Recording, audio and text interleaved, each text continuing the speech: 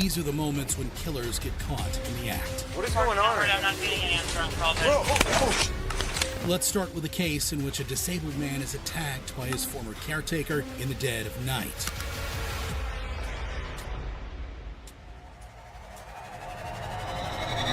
On August 5th, 2024, inside the home of 38-year-old John Alexander Bush, who was completely paralyzed following an accident, his caretaker was awakened around 2 a.m. by some disturbance. When he went to check if John needed any help, he was instead met with the horrifying sight of his bloody, dead body. Police arrived shortly after receiving the frantic 911 call from the caretaker and found the garage totally wrecked. Reviewing home footage, the cops quickly learned the truth of the horrific crime.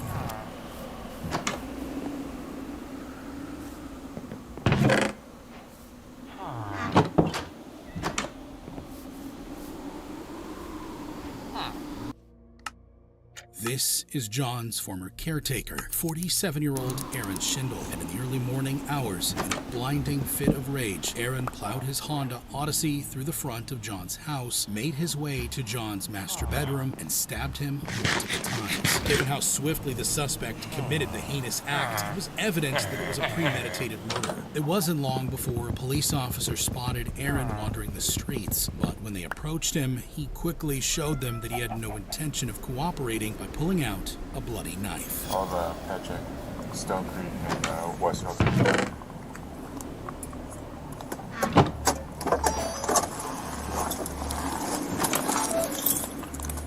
Unknown, possible. Hey, do you live around here or no? Yeah. What's your name? What's your name? Yeah. Hey, put the knife down. Units code 3, he's got a knife. Hey, put the knife down right now. Put the knife down right now. Put the knife down right now. Put the knife down right now. Put the knife down right now. Put the knife down. Put the knife down right now. Put it down right now. Put the knife down right now.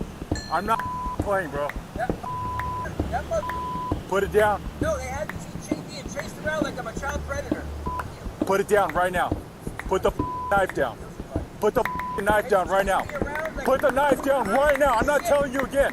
Put the knife down. Put the knife down. Put it down. Put the knife down. Put the knife down right now. Put the knife down. Put the knife down. 10-3, shots fired. Shots fired. Don't move, do you understand? Don't.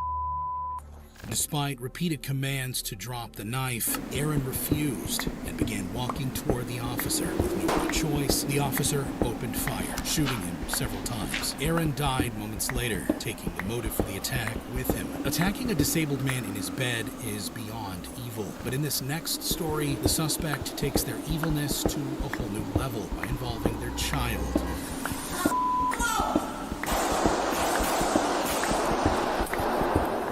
During a Sunday service in the Lakewood Church on February 2nd, 2024, the CCTV captured something truly disturbing. 36-year-old Genesee Moreno was seen wearing a trench coat and armed with an AR-style rifle, all with her 7-year-old in tow. Taking advantage of the security guards being distracted on their phones, Genesee walked past the crowd towards the main lobby before opening fire. Luckily, there were a few off-duty police officers inside the church who quickly jumped into action.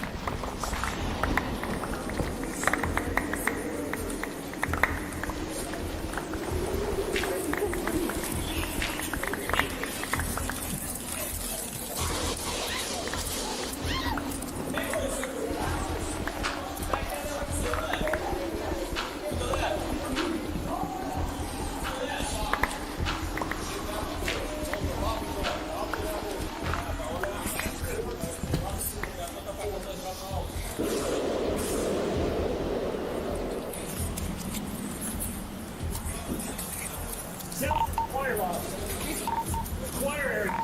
3639. They're at Lakewood Church. We need units now.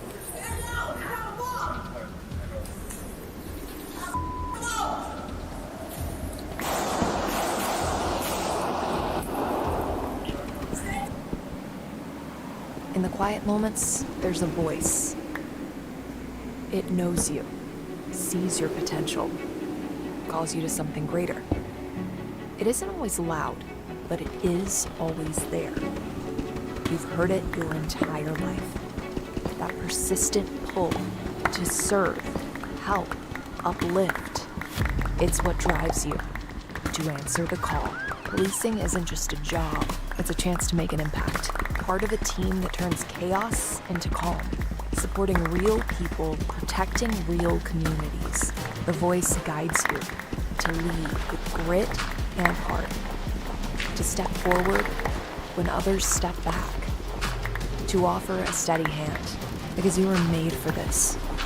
Find your people, find your purpose, find your calling. Answer the call.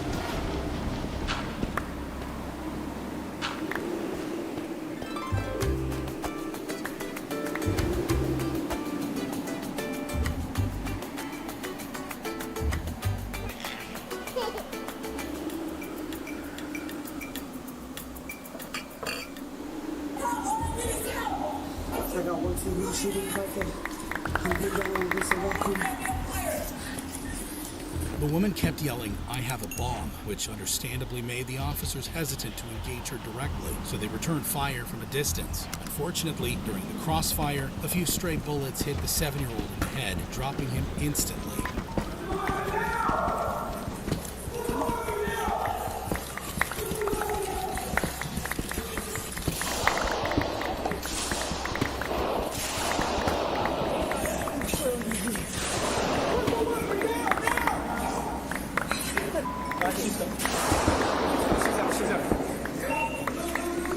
She may have a bomb.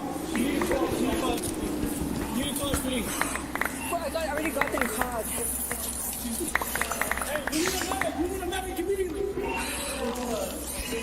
Yeah. Bring the weapon down.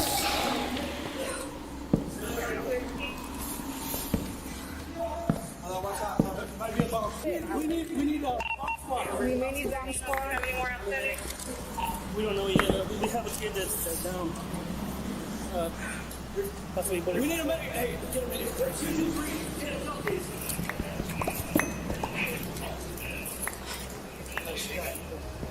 I'm will be the responding unit.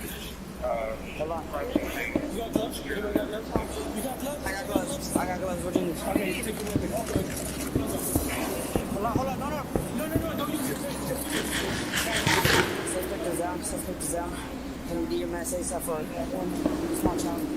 The police quickly determined that the woman was lying about having a bomb, which meant that one of the officers could gun her down from a distance. An investigation later revealed that Genesee had a history of mental health issues and was involved in an ongoing custody battle over her 7-year-old son. Fortunately, EMS arrived just in time and were able to save the boy. This case was a cruel, premeditated attack of terror. But up next is an instance of heat-of-the-moment violence which played out right before an officer's eyes. On September 23, 2018, a Daytona Beach police officer in Florida was patrolling the streets when he became a witness to a crime.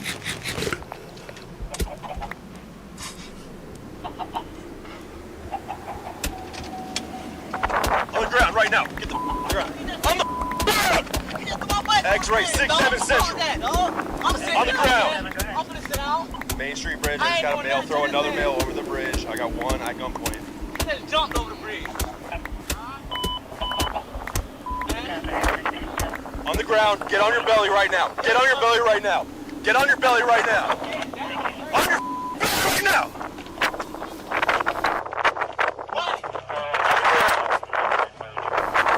After watching the suspect throw a man over the bridge, the officer leapt into action, pulling his gun out and aiming it at the culprit. But they refused to comply, even reaching for their pockets while a police officer had his gun on them. 110-12, the male in the water looks code 4. He's swimming. I ain't going nowhere, sir. He assaulted my property. I feel threatened, sir. You just threw a male over the bridge. He jumped over the bridge. I watched you. I'm right here. Where my bike at? Hey, tell me, bro. Explain it. No. I was just going across the way, dog. What the Yeah, he's Yes, sir. I'm handcuffed. He just did it. No, I did not. I'm not It's on handcuffed, camera. dog. Please, I want you to have on camera, because he just assaulted me, dog. He ain't do And then when I came up, somebody. he's gonna get charged with destruction of evidence too, because he just threw a bunch of water. But what are you charging them with, dog? I'm charged. To me the whole I'm time. not charged with attempted murder. They was assaulting me. You better ask that nigga. Hey, excuse me, sir. In front of me while you're not talking to one. Can you please ask the witness across the street what happened?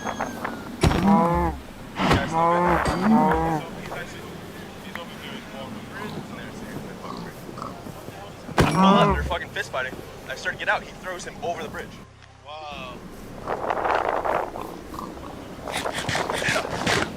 Like there was a bike, and then it got over, and then the dude went over.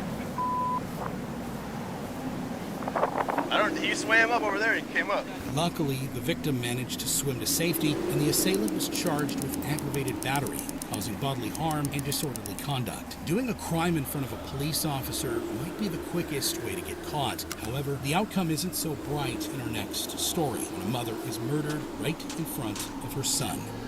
On February 26, 2020, the St. Paul Police Department received a call from the concerned neighbor of 21-year-old Abigail Simpson. The neighbor told police that he heard Abigail's boyfriend, 23-year-old Terrian Lamar Sherman, be up. So a short time later, police show up to the residence to investigate the domestic violence call. 911, where's the emergency? Hey, I'm gonna be honest with you. Somebody's just beating girl right now. I need someone to come up. Okay, what address do you have, please? Pure Street. Okay, and is that happening in the same building where you are? Yeah, right above us. Second floor. Listen, I'll let you in the building. Just play good. I need somebody get up there and just tell me back to someone's going crazy. Once the officers arrived in front of the apartment, they immediately knew things had already gone horribly wrong. Bravo 842, EOT. Can I come in?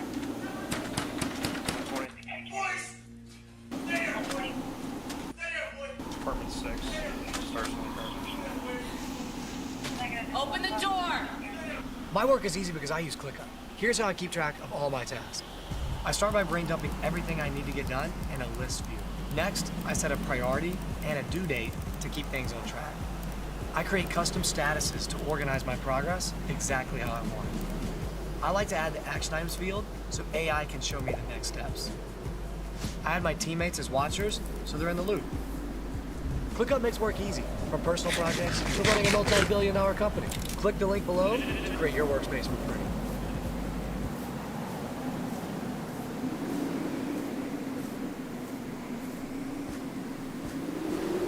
Imagine bringing your side project to life just by thinking about it. Meet Base 44, a complete AI creation platform.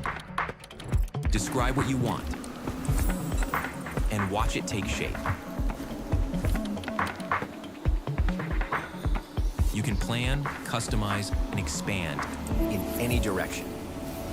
From tools built for one to platforms ready for many. From passion projects to enterprise-grade systems. Everything is built in and ready to launch. It's a new world of creation where you can go as far as your imagination takes you. Can you imagine it? Let's make your dream a reality right now.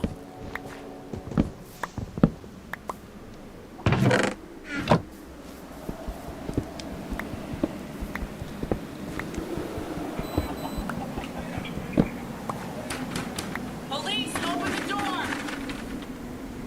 St. Paul Police, open the door!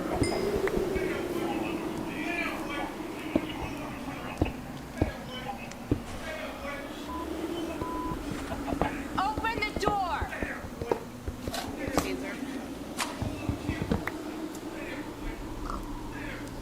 Open the door, police! St. Paul Police, open the door!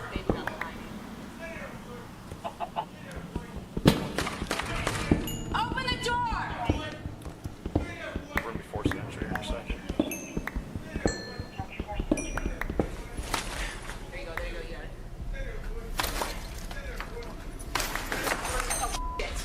Oh, God. Stay on the ground! Stay on the ground, Jesus Christ. Do not move. Come here, little boy. Come here. Do not move.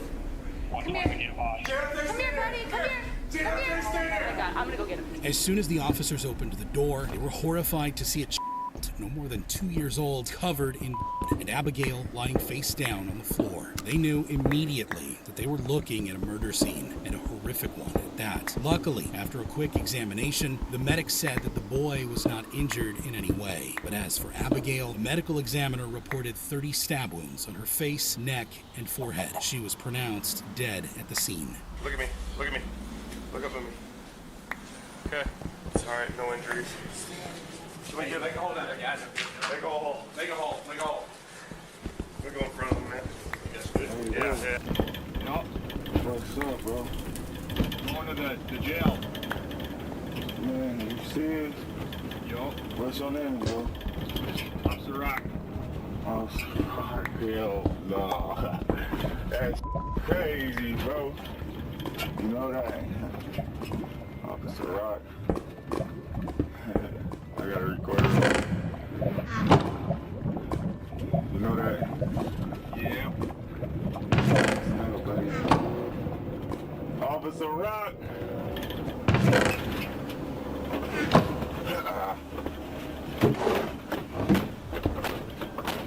Hey, cut it out.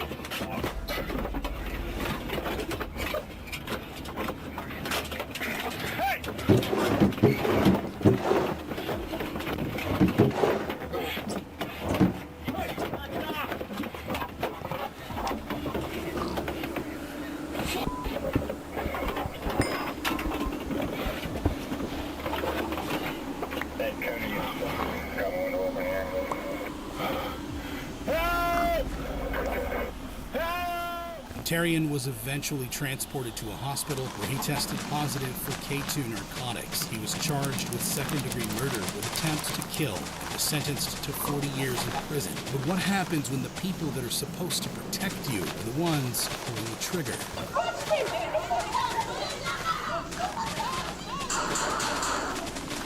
On December 4th, 2023, 27-year-old Niani Finlayson called 911 to report a domestic violence situation, telling dispatch that her former boyfriend would not leave her alone and that she needed police assistance. Yes, hello. I need the police here. This man, he won't get out of my house now. And I already told him to get out of my house now. Okay, stop yelling. Stop yelling. So who is he to you?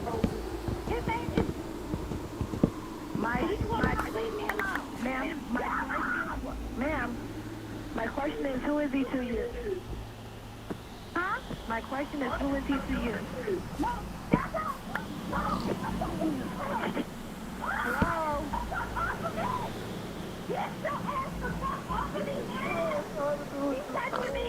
Hello? Hello? Hello? Oh, damn. Yeah, I need the police here right now. No, because he won't get his hands off me, and I already told him 1,000 times. Ma'am. Get his fucking hands off me. Ma'am, walk away so I can talk to you. On the call, the Los Angeles County Sheriff's Department could hear what sounded like a struggle coupled with screaming, and upon arrival, the deputies could hear people arguing and yelling inside the residence. Here you go.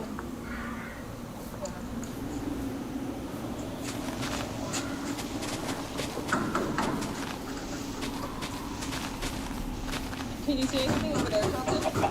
In the back room if you're not answering.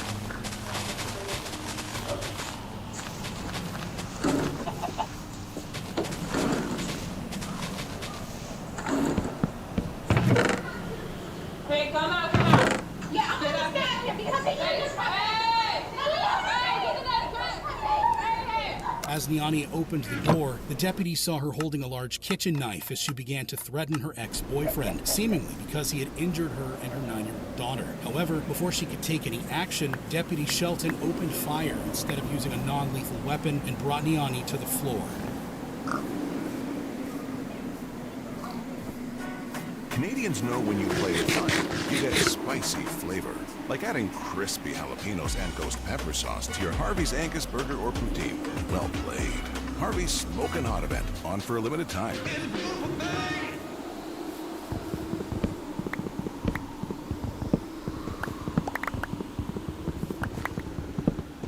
We tried everything, but Charlie still struggled with math. Then another mom recommended IXL, a learning program that really worked for her daughter.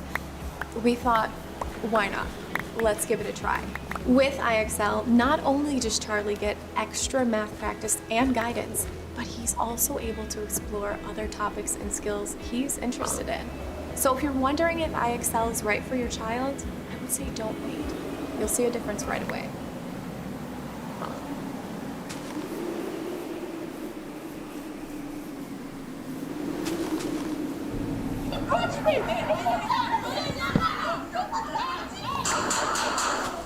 Niani was quickly rushed to the hospital, but tragically, she succumbed to her injuries. The incident sparked immediate uproar. Civil rights groups, community leaders, and Niani's family voiced outrage, arguing that she was a frightened mother in the midst of a crisis, not a criminal. They condemned the deputy's decision to use lethal force, insisting that non-lethal methods could have been used to safely disarm her. Instead, she was shot and killed in her own home. To make matters worse, after digging into Deputy Shelton's career, it was discovered that this wasn't the first time he gunned down an unarmed black person before. Back in 2020, he fatally shot an unarmed man during another domestic disturbance call. However, no action was taken against him. In this case, an officer's decision to assess the situation further could have saved a woman's life. But what should an officer do if they see a home invader wielding a hammer? What is going on? I'm not getting an answer on call. On October 28, 2022, San Francisco police received a call regarding a home invasion at Senator Nancy Pelosi's home. When they arrived at the door, they witnessed Paul Pelosi and 44-year-old David DePape struggling over a hammer. And moments later, things would go from bad to worse. How you doing? What's going on, man? Drop the hammer. Hey.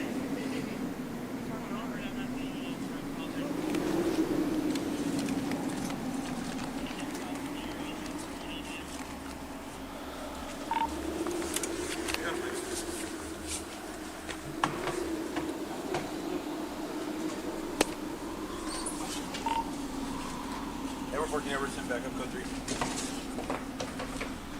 Code 3 back up at Tuesday.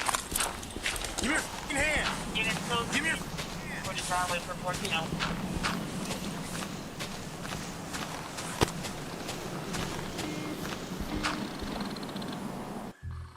Fortunately, Paul Pelosi's injury wasn't fatal. He made a full recovery a few months later. As for David, investigation revealed that his actions were politically motivated, and upon being inspired by far-right conspiracy theories, had planned to hold Senator Nancy Pelosi hostage and interrogate her. He was charged with aggravated battery and was sentenced to life in prison without the possibility of parole. Nancy Pelosi's husband survived the attack, but next, police try to track down a 60-year-old woman who has been held hostage. On May 2nd, 2023, a disturbing 911 call was made in Ohio, claiming that a man was holding a woman hostage. But as the officers arrived, they were met with a strange man who claimed to be a confidential informant. There ain't nobody tied up in the basement. Can we look? No, but why not? Because I say so. Is someone tied up down there? No. What's your name, buddy? I can't tell you that, bro. What do you mean you can't tell me that? This your truck? My dump truck? That's my company truck. That's right. Yeah, there's nothing going on with it. No. Then why don't you want to tell us who you are? I'm trying to tell you I'm an confidential informant. That's all I have to say. You guys are bugging right now. No, it's not all this. That's all I told you. I can't say nothing else. Well, if there's something in the basement, there's nobody in the basement. I just realized, why can't I look? All that stuff that went on in the past with those three girls, man, you gotta take this serious. Look what it is. I don't know. All that stuff, you know what I'm saying? No, if we don't take this seriously, I got something going on. I'm gonna keep myself. We're not going to do that. Yeah, you say that. You're right. All right, that's fine. Son, please tell me. Back up. It's not going. Okay, I'm gonna give you my social security number. I want you to run it. Okay? Come up clean. Your current address is right here. Listen, sir. I can give you 3 IEN numbers. I am a business owner. I know you can. I know you can. You know what I'm saying? Is anyone done over here recently that's upset? Or is there someone that's upset with you? No, that's not me making some stuff. I don't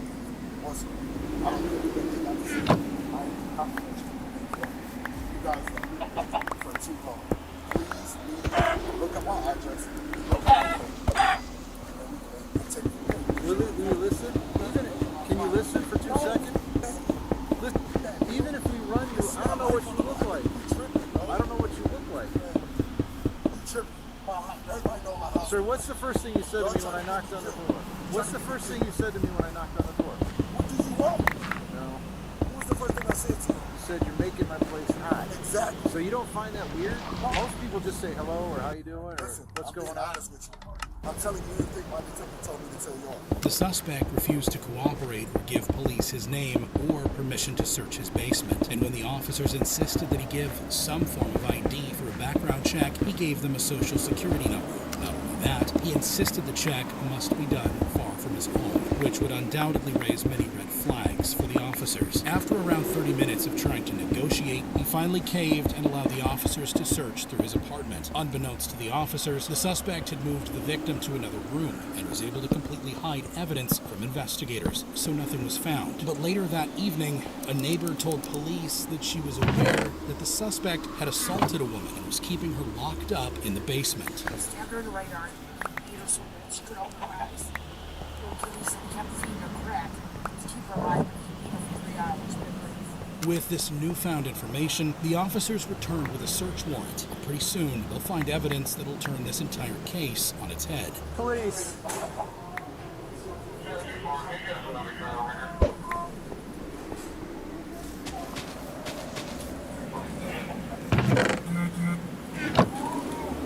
All right. Yeah, I heard him sliding something under there when he went from the front to the back. Where you at, man? As the muffled sounds grew louder, the officers finally found the victim, who was stuffed and folded into a small black container. The man, who was finally identified as Delonte Edmund Geiger, was arrested and taken back to the station, where he gave out a chilling confession. I felt like I was going to die if I didn't hold her for like 2 days and tell her, let her know what was going on. Go kill her. In the quiet moments, there's a voice. It knows you, sees your potential, calls you to something greater. It isn't always loud, but it is always there. You've heard it your entire life. That persistent pull to serve, help, uplift, and it's what drives you to answer the call. Policing isn't just a job, it's a chance to make an impact, part of a team that turns chaos into calm. Supporting real people, protecting real communities. The voice guides you to lead with grit and heart. To step forward when others step back. To offer a steady hand. Because you were made for this. Find your people, find your purpose, find your calling. Answer the call. If you're thinking about buying or selling a house, anywhere from Durham to the Corthas to Kingston and anywhere in between, here's how to ensure that you're seeing every house as soon as it's available. Because did you know that you might not be seeing all the homes that are actually available for sale if all you're using are those traditional home search websites? And worse, when you're on many of those websites, did you know that they often sell your name and your email and your phone number to up to 5 different real estate agents as soon as you request to see a house in person? That's why you immediately get swamped with sales calls as soon as you submit your contact info. So in this short video, we'll show you how to fix all that, so you can be sure that you're seeing every home as soon as it's available without getting a gazillion spamming sales calls. And as a bonus, if you're thinking about selling a house, we'd love to give you a free seller's guidebook that you can download right now that will show you a brand new, better way to sell, get the most money in the least amount of time. So to get access to the homes and your guidebook, click the big blue button located around this video. Now, everybody knows that the real estate market is rapidly shifting, but what almost nobody knows is that those traditional home search websites aren't always the one-stop shop that most people think that they are. For example, do you ever truly know for certain that you're seeing every home that's on the market? And can you be sure that you're getting access to the latest listings? If you're not 100% certain about both of those things, your dream house could be slipping through your fingers right now. So here's how to make sure that that doesn't happen. Click the big blue button located around this video. It's probably in the bottom left or maybe below this video. Then answer a few super easy questions about the type of property that you're looking for. And then we'll instantly text you information on how you can get access to see all the homes as soon as they're available. And remember, this is a free service. There's no cost or obligation. And these are all legitimate homes that people would actually want, not just a list of teardowns or something like that. And they're in great locations too.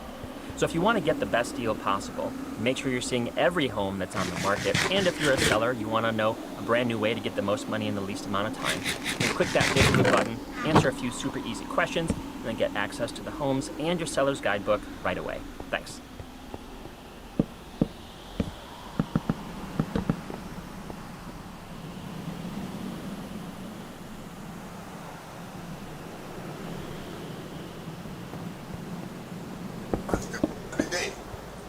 Long story short, I wanted to kill the shooter every day. So facts. So you're questioning her about it, she keeps lying? Yeah. I beat her up, I fed her, showered her, to all type of ways, made sure she ate. But I just could not let her go back on the streets and tell everybody that I was working for you all. Punched on her, slapped on her, till her. Punched on her, slapped on her, punched on her, slapped on her. Punched on her, slapped on her, moved her from the basement to another room. Fed her, showered her. There was some water. Blanket over her. I'm just telling you the truth, buddy. No, let's find out. What else? No. Okay. Is that what you want to ask me? No, no, like, were you giving her drugs and stuff like that? Why would I give her my drugs? Why not? I do that. I didn't know that. Hell no. No. So at any point where she asked him to leave, different things like that? She has nowhere to go. She has nowhere to go. All she was just asking was why. Stop, I won't do it again. I'll never tell. I'll never tell, Blas, please. I'll never tell. I know I deserve this, but I'll never tell. Like, that's the code in the streets. Delonte was charged with kidnapping, felonious assault, tampering with evidence, and having weapons under disability. He pleaded guilty and was sentenced to 16 to 20 years in prison. This time, the victim was lucky enough to escape with her life. But in the next case, repeated warnings were ignored, and a teenage girl was brutally murdered by her bitter stalker. 16-year-old Logan McPhail was habitually stalking his ex, 15-year-old Holly Newton, every day after school. Growing increasingly concerned for her daughter's safety, Holly's mother planned to meet with the police. However, Holly had plans with friends and persuaded her mother to postpone the meeting until later that evening. Tragically, that would be the last conversation she ever had with her.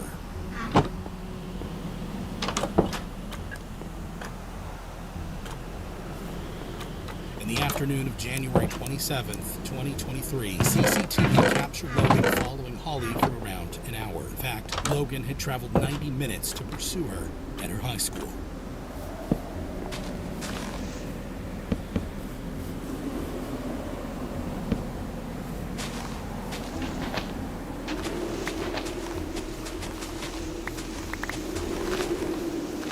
In this footage, you can clearly see Logan walk down the sidewalk, pause for a moment, then put on a scarf, which would be something he would later use in an attempt to conceal his identity. Security footage also caught Logan suspiciously waiting by the stairs while using his phone. Shortly after this moment, Logan reportedly confronted Holly, threatening to harm himself with a knife if she didn't get back into a relationship with him. She refused. He led her into a dark alleyway where he stabbed her at least 12 times. She died at the scene. Fortunately, it didn't take long for the suspect to be caught by police and arrested.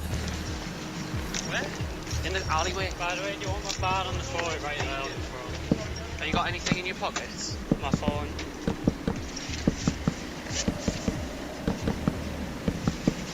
What's your name? Logan McPhail. Logan? Logan Shane McPhail.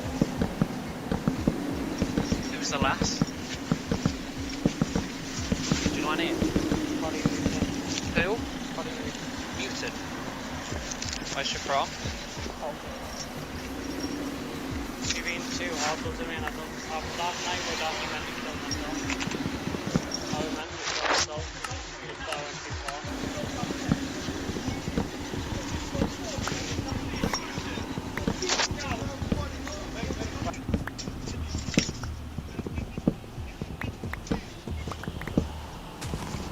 What's your date of birth? You don't know. Stop being clever, right? You know how much bother you're in. What's your date of birth? Right? But you know what your day your birthday is? Huh? You don't know anything. You don't know what day your birthday is. How old are you? 16.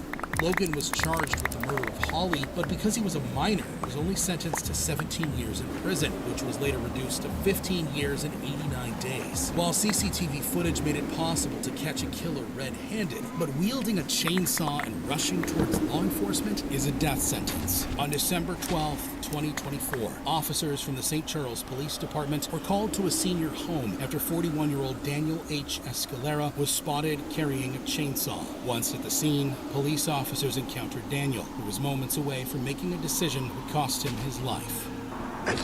Hey, what's going on with this guy? I don't know, he came in here. Hey, can you hold this door open? Yes. More police are coming.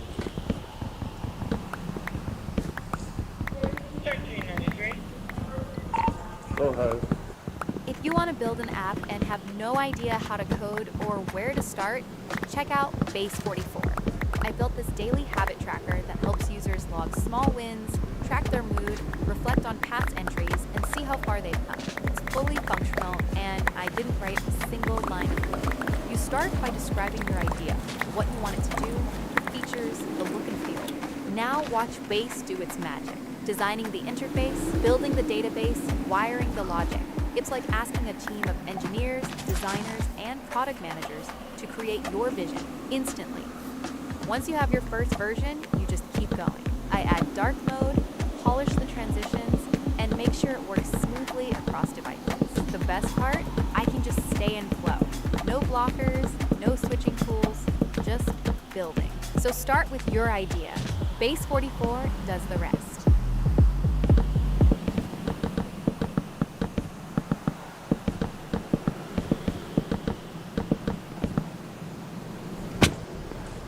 There's no answer at the call to business. Hold that door open. Hold that door open.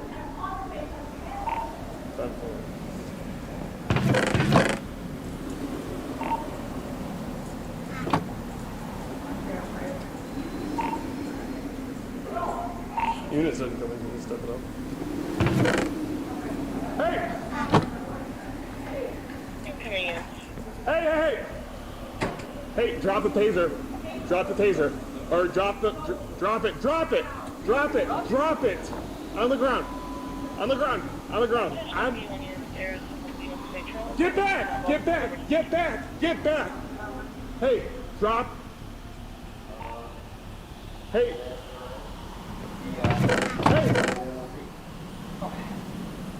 Step it up. Hey, drop the chainsaw. Want a taser point.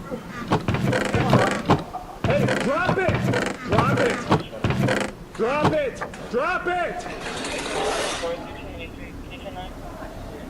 I got one at taser point. Step it up.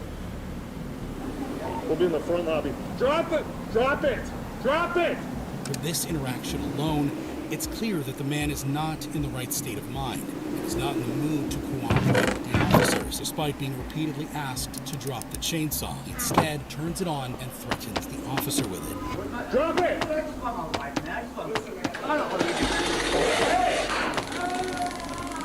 Taser aboard! Hey! Right here! He's right here!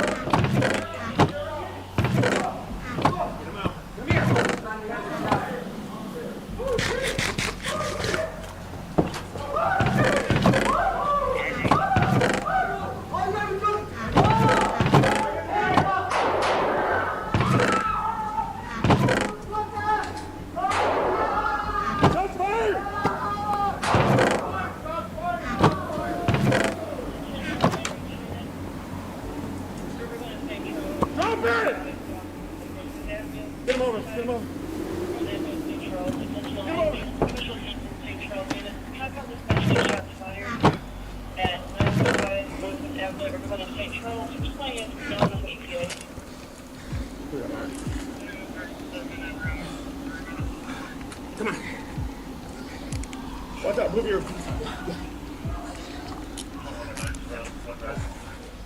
The man raised the chainsaw over his head and charged at an officer, and in response, the officer fired 2 shots, both of which missed. The suspect then collided with the officer, striking him with the chainsaw before dropping it, and as he fled toward a hallway, the officer fired a 3rd shot, hitting him on the arm, then a 4th, hitting his chest. The man was taken to the hospital, where he was pronounced dead.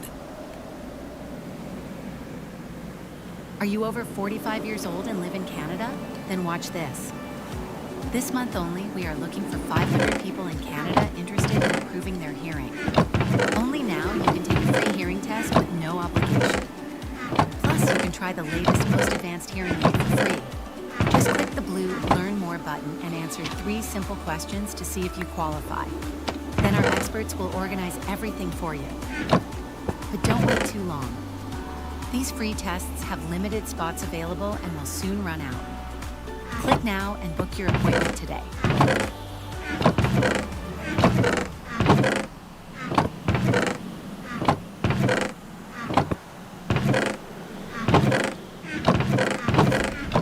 Cookies.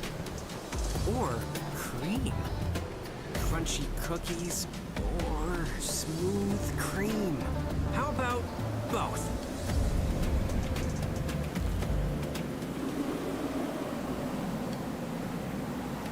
When police catch criminals in the act, they often lose their temper, like this pair of thieves who were stopped in a stolen car. Okay, come here.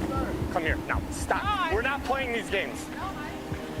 Or a drug dealer who immediately led police on a dangerous chase that endangered everyone around. Hands up. Hands up. Hands up. Don't move. Don't move. Told you to get you.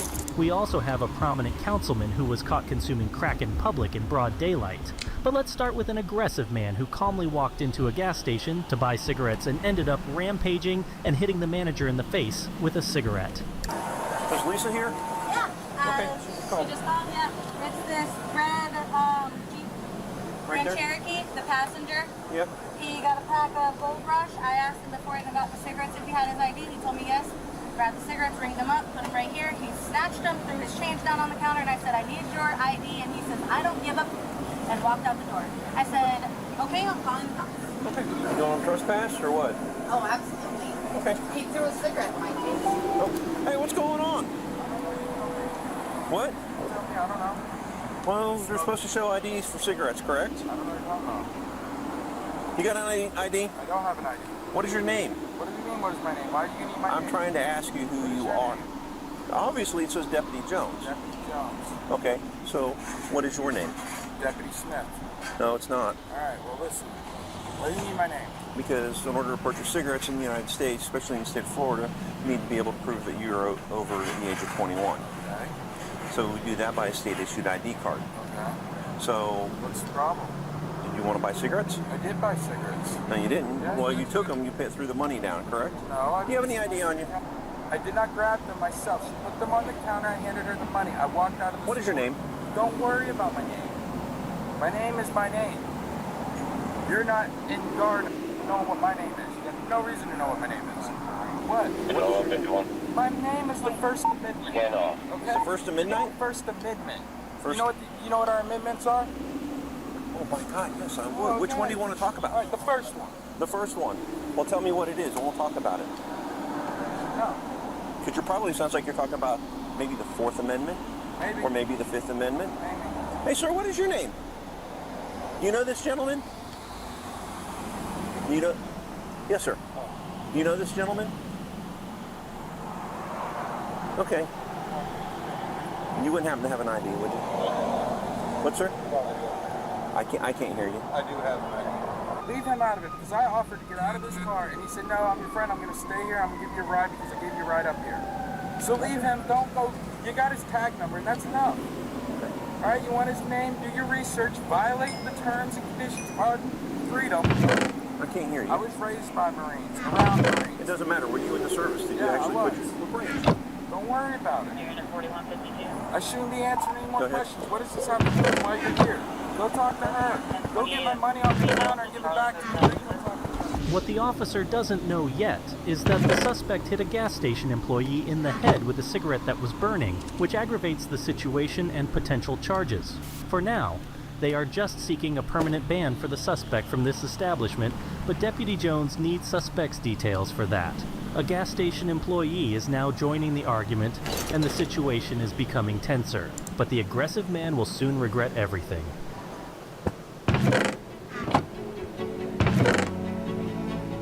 There is a lot more to my job than most people think. It's a career like no other. Although we go through extremely tough situations, we still have time to relax and have fun. We have a vibrant downtown, yet we still have a small city feel, where you're connected to the whole department and community. I have been involved in some amazing assignments, working with community nonprofit partners and local businesses. I have also been involved with the Gang Suppression Unit and Integrated Regional Units. I continually grow as a person and build my skills as an officer. There is never a dull moment at my job, and it's always an adventure.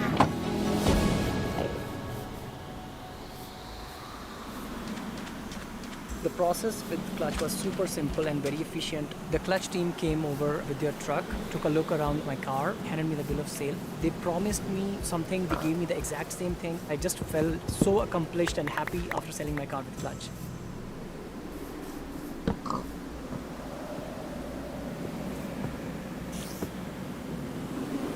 Hey, Mr. Stewart, you don't have any problems with him on the property. Has he ever given you an issue? Him, and he just threw a cigarette in my... Get the hell out of here. I didn't throw no cigarette at you, you crazy lunatic. This lady don't like me for some reason. I don't know who she is. She's not following the rules.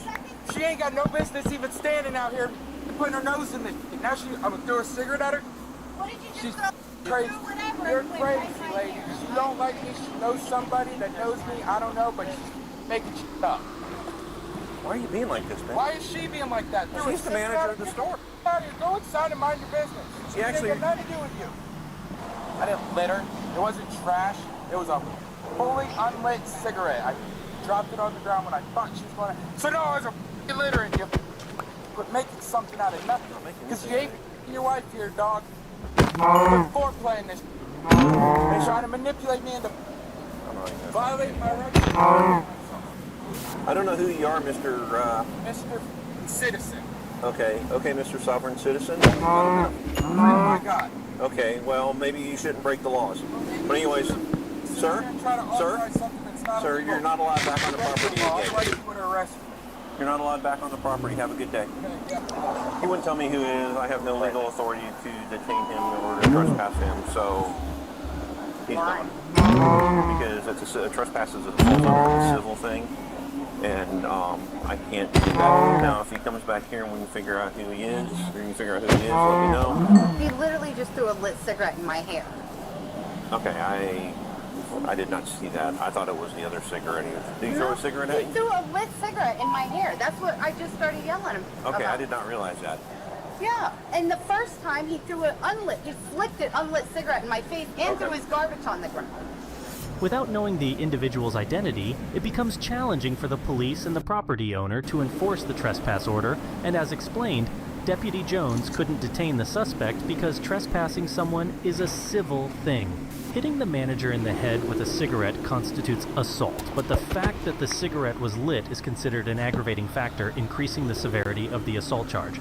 Because of this, Deputy Jones will now arrest the suspect who has, in the meantime, gone to his home. Hey, come here. Sheriff's okay on your arrest. I'll arrest no. For what? You're arrest for theft and battery. That's the battery. Hold on, Dan, stop. You got this. Hands behind your back. Hands behind your back. All right. Relax.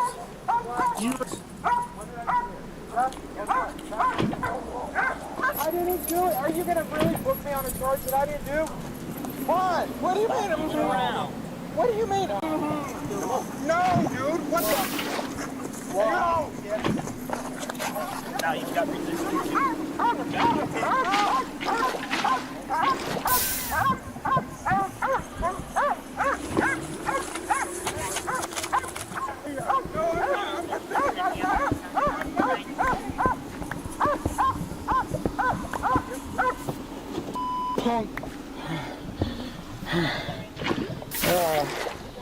Man, I didn't do this. I didn't do this, man. You know this is bull. Oh, wait, what the? This how you handle your job? I swear to God, I'm gonna sue this county. Let me get some cold air. Stop. I'll shut up. I'll shut up. Let me get some cold air. You're crooked. Not a cop. Great lies. I'm gonna sue this county, mother. Unlawful detainment. I stood my ground. You guys jumped me like a bunch of. No! You! This is shit, man. I didn't do nothing. I didn't commit no crime, and you know it. You mother. Would you stop it? I'm doing this so I can breathe a little easier. That's it. Look, here go my hands. Here go my hands, you boy mother. You ain't coming back here and beat me up. You wanna fuck me? You. It ain't your car. You buy it? You buy it? Exactly, county car. Don't spit in the county car. I paid for this car. You know, the taxes I paid. We're gonna uncuff you, put your hands behind your back. We're gonna conduct a proper pat down. Okay. Put you back in the car. I've got a water for you. Okay. Okay, if you buck up at any point, decide when we go to undo your handcuffs, if you buck up, try to flee, fight, whatever, dogs coming out, dogs bite you. If you would not have caused any problems, we wouldn't be here. Good. You understand that? Oh, loosen up. That's what we're trying to do. No, you gotta loosen. I am. No, you gotta loosen. Don't loosen at all. We're loosening it, dude, but you gotta quit moving. Where's my water? I'll get it for you. Have a seat. Go get it. Please. Have a seat. Go get it. Have a seat. I kept my word. Go keep yours. Correct. Have a seat. I get it. Tilt that up.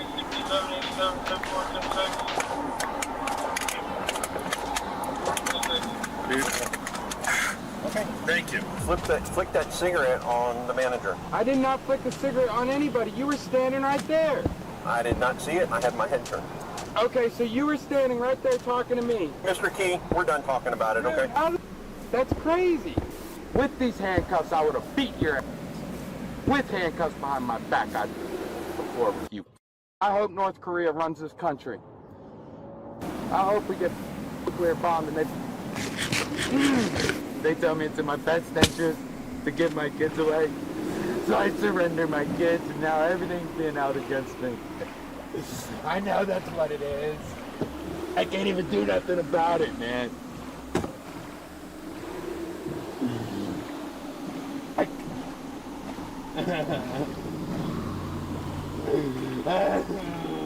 Man.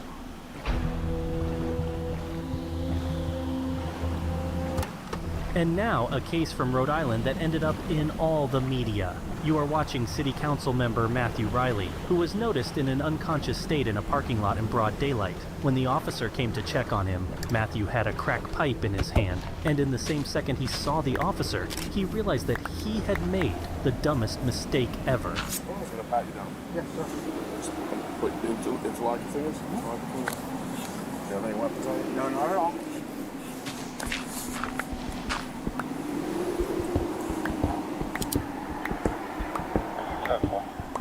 Oh, no way, dude. Really? Yes, yes. I was just on my way back from court. With IXL, there's an endless number of skills that match exactly what my kids are working on in class right now. And with so many different kinds of questions. My kids never get bored. Yes! Yes! IXL helps my children learn at their own pace, starting off with easier questions and slowly moving to harder ones when they're ready. With IXL, my children never feel stuck or frustrated. And if they miss a question, it's not a big deal. IXL provides an immediate explanation and a chance to try again.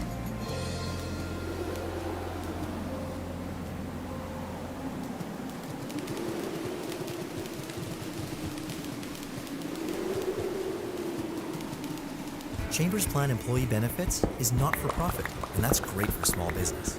It's designed to help keep rates stable while delivering coverage and service that's focused on taking care of you and your employees. Benefit together with Chambers Plan.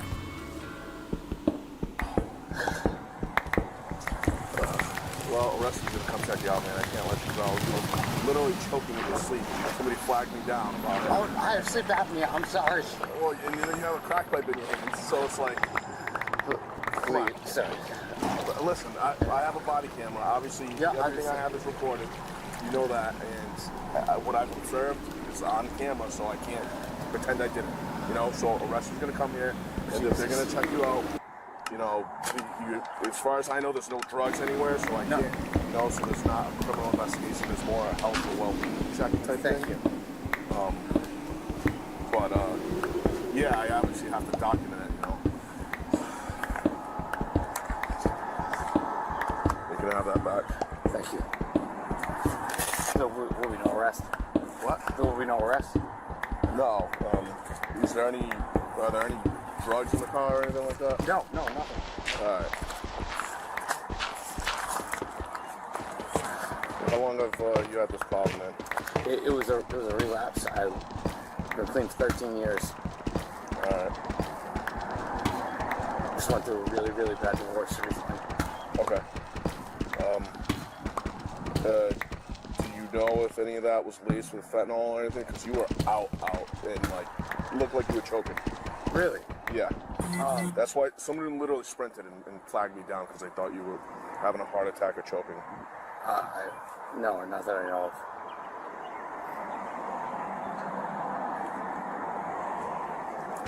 of. Oof, sorry. It's all right. Can you sit over towards the front of your car, please? Thank you. If you're unsteady on your feet, just find maybe one of those curves or something. 108.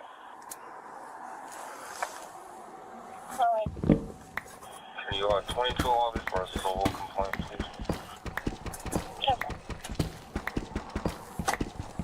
The officer suspects there are illegal substances in the vehicle and quickly checks while waiting for backup. You want me to get him over here? Would you mind? Yeah, I don't mind. Just do me a favor, can you come over to the front of mine? Thanks.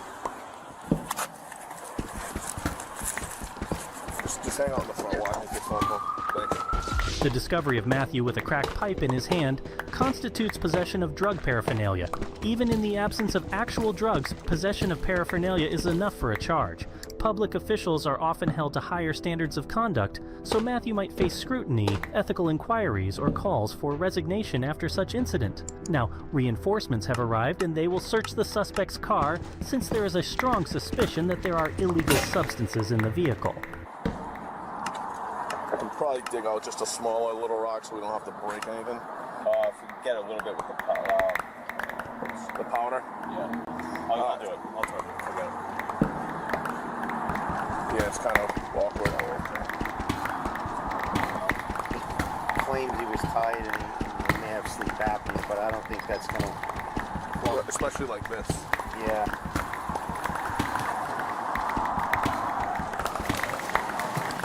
Fentanyl? Coke. Yeah.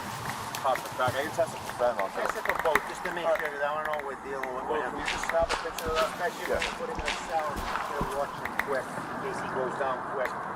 Right. Got it. I'll do all the evidence stuff for him. Thank you. All right, so is he rescue's good with him? Yeah, they're just finishing up right now. All right. Yeah, I know. It's not like I have an option here, man. Sorry. Let me know if they're a little too tight or anything. They can loosen up. All right. There's stuff all over that car. Your mother gets in that car, but bitch sits in that and hugs her face or mouth and goes down. And you know, yeah, you don't know what you're buying. Yeah. Did you buy that today? Yesterday. And you don't, is the same guy you usually buy it from? I don't usually buy it off anybody. Illegally made and distributed fentanyl has been on the rise. It is often mixed with heroin or cocaine, which significantly amplifies its potency and potential dangers. The United States has seen a significant increase in overdose deaths involving synthetic opioids, primarily driven by fentanyl. According to the U.S. Centers for Disease Control and Prevention, over 56,000 opioid-related overdose deaths occurred in the United States in 2020, and a large portion of these involved fentanyl. They're not all honest. No, I mean, once or twice. Yeah, but whoever you buy it from, if you continuously buy it from them, you know who you're buying it from. This You don't know what people put in there. No, I understand. You know, they may have made that. That's a big rock you got in there. What's that? A $50 piece? 100. Yeah. So I just got back into this. And you gotta. This is gonna. Listen. This is terrible situation. We're all. It's one of those nights. The sky glows long after sunset. The air is dense and unmoving. And you're stretched out on the couch wishing for a breeze. But imagine your home chilled, quiet, effortless. With Save On Energy's Energy Affordability Program, you could cut electric heating costs by up to 50% and get a cold climate heat pump that cools your space now and warms it when the seasons change. No cost, no compromise. Apply at saveonenergy.ca/EAP. A message from EnviroCenter.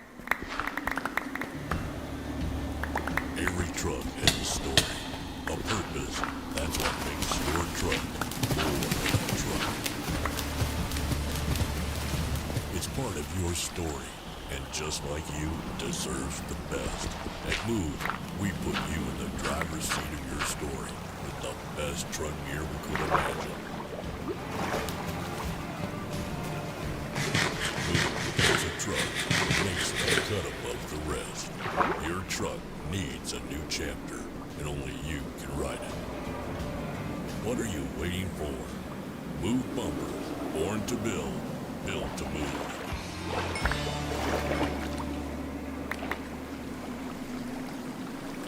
We gotta do right by the numbers. It'll help you in the end. Believe me when I tell you. You can't go down this road anymore. No. God forbid we find you dead. That's terrible. Yeah, I can't get down. You gotta get on a program right away. No. I look at you. You're not the Matt Riley that we know. And listen, your health and your well-being is worth way more than any political career. I don't give a. Yeah, we'll keep it. Listen, we don't report nothing to the media unless someone tells them. So then, arrest record's our public record. I'm not gonna lie to you. We have to release an arrest record by law, you know. All right, jump in before you. We just want to make sure we're gonna monitor you because you've taken this. I'm gonna pat you down again, all right? You've taken this fentanyl, Matt. That's we're gonna make sure you don't may not feel right now, but God forbid something happens. Yeah, no, I know something terrible about that, you know. I mean, there's no nothing.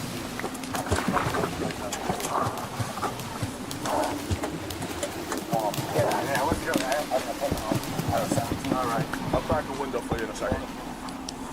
How you feeling? All right, I'm talking about, I don't want you nodding out or anything. But... No.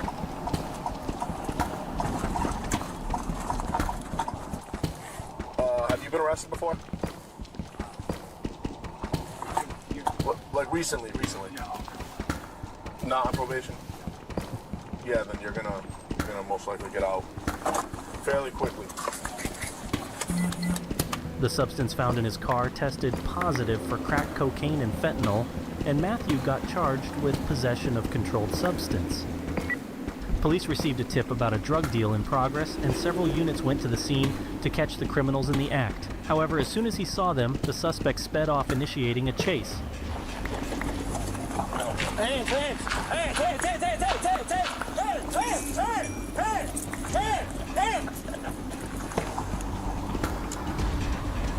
Considering the chase was extremely dangerous for others on the road, it was eventually called off. Later, they located the vehicle and towed it to the station.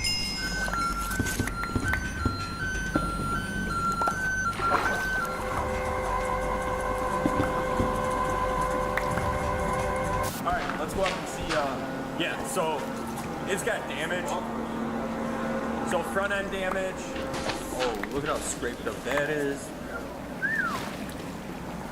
He had to have hit something on the back. Had to. But maybe not. After 2 months of surveillance, they set up an ambush for the suspect. Hands up! Hands up! Hands up! Don't move. Don't move. Told you to get you. What's up, Gabriel? TV 43. Don't do it. Don't do it, dude. Car's off. Let's go. Your girlfriend? Oh, it's my niece. Your niece? Let's go, man. It ain't worth it. Hey. Don't try running, man.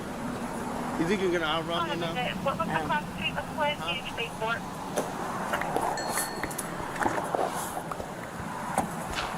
So he's your uncle? It's okay. Yeah. Your uncle, I don't want you to get scared, but your uncle ran from the police a while ago. I know. Okay? Okay? You're not in trouble. Okay? No, I know I'm not in trouble. That was unexpected. Like, I get you. Is this his stuff or whose stuff is this? my stuff. This is all yours. Yeah, everything in here is mine. I don't know. I didn't know if he brought anything with him. I don't know. Okay, he didn't bring any bags with him. No. You 100% sure? Yeah. Because if we get a dog here, It seems that the niece was in shock because after a minute she started claiming that those were not her belongings, but instead they belonged to her Uncle Gabriel. this is his stuff? This is all his stuff? Yeah. So you're saying No, that's his stuff. this is not yours? No, it's not mine. Okay, this is his, right? Yeah. Okay, because I'm just documenting this on camera. This is his. No, yeah. This is not yours. No. Okay. This is his. Yep. Hey.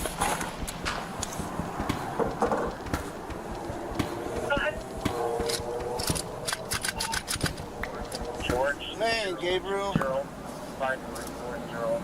Really? 790. George. The weapon found by the police has just complicated the entire situation.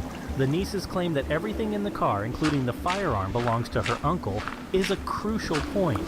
The legal responsibility for the gun depends on ownership and possession.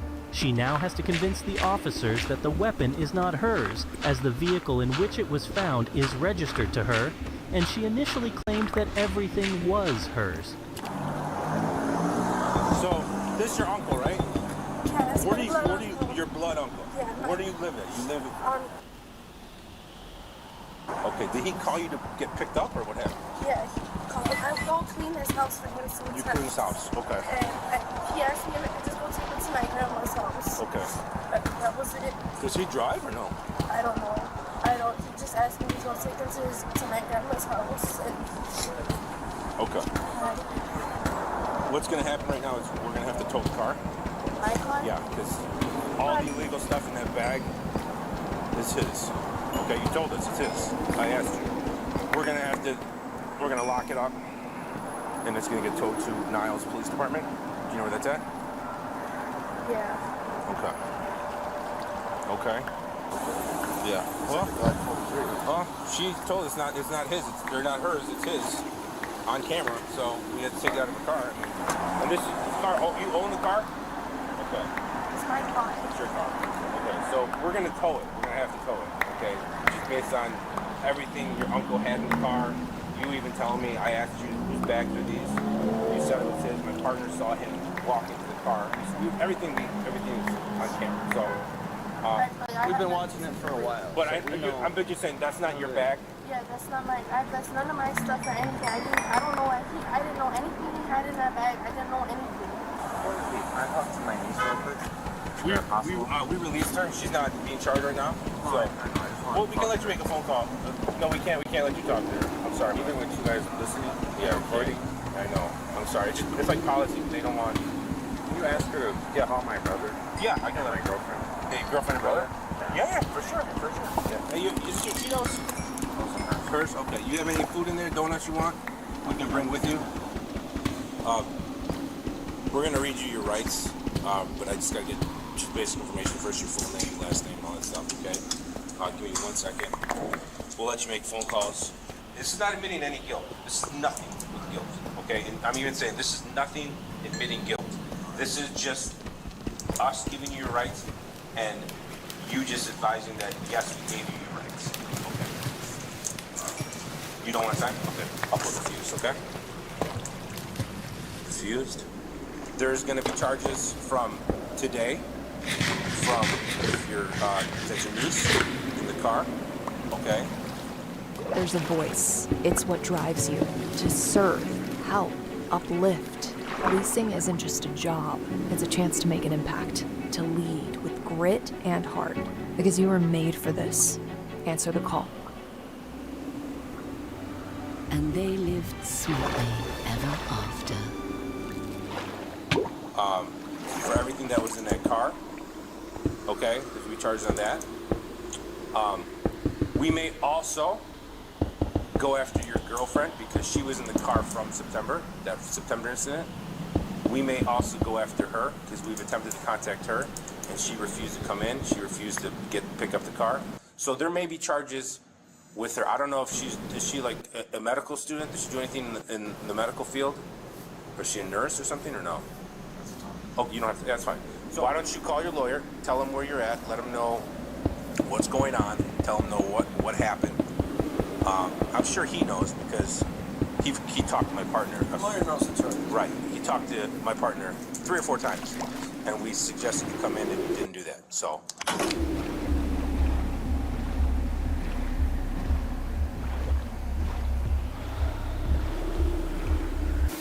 Get out of the car.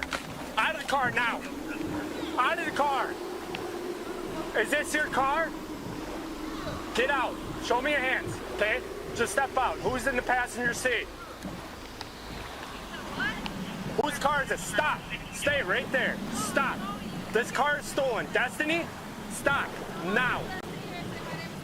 Sir, get out of the car, please. Get out of the car. Shut the door. Turn around. Turn around. What did Stop. I do? I didn't do You nothing. stole the car. Stop. I didn't steal the Stop. car. Come here. Destiny, stay right there. Don't move. Do not move. Sir. Come here. Whose vehicle is this? Stop moving. Stop moving. Okay, come here. Come here. No, stop. We're not playing these games. Yes, you did. Because this is a stolen vehicle. I do not know that, sir. I'm telling you right now, this is a stolen vehicle, okay? For where me? Okay, now stand right here, please, okay? How are you detaining me, sir? I'm gonna put handcuffs on you. Stop. Stop. Please, sir. I'm putting handcuffs on you. Destiny, stop. Now. Stop, sir, please. No. You be bold to speak us. No. Hands behind your back now. Hands behind your back now. No. You're going down the ground if you do not put your hands behind. You're gonna go. You're going down to the ground. Back up now. Back up. Destiny, hands behind your back now. Stop moving. I swear to God. Stop moving.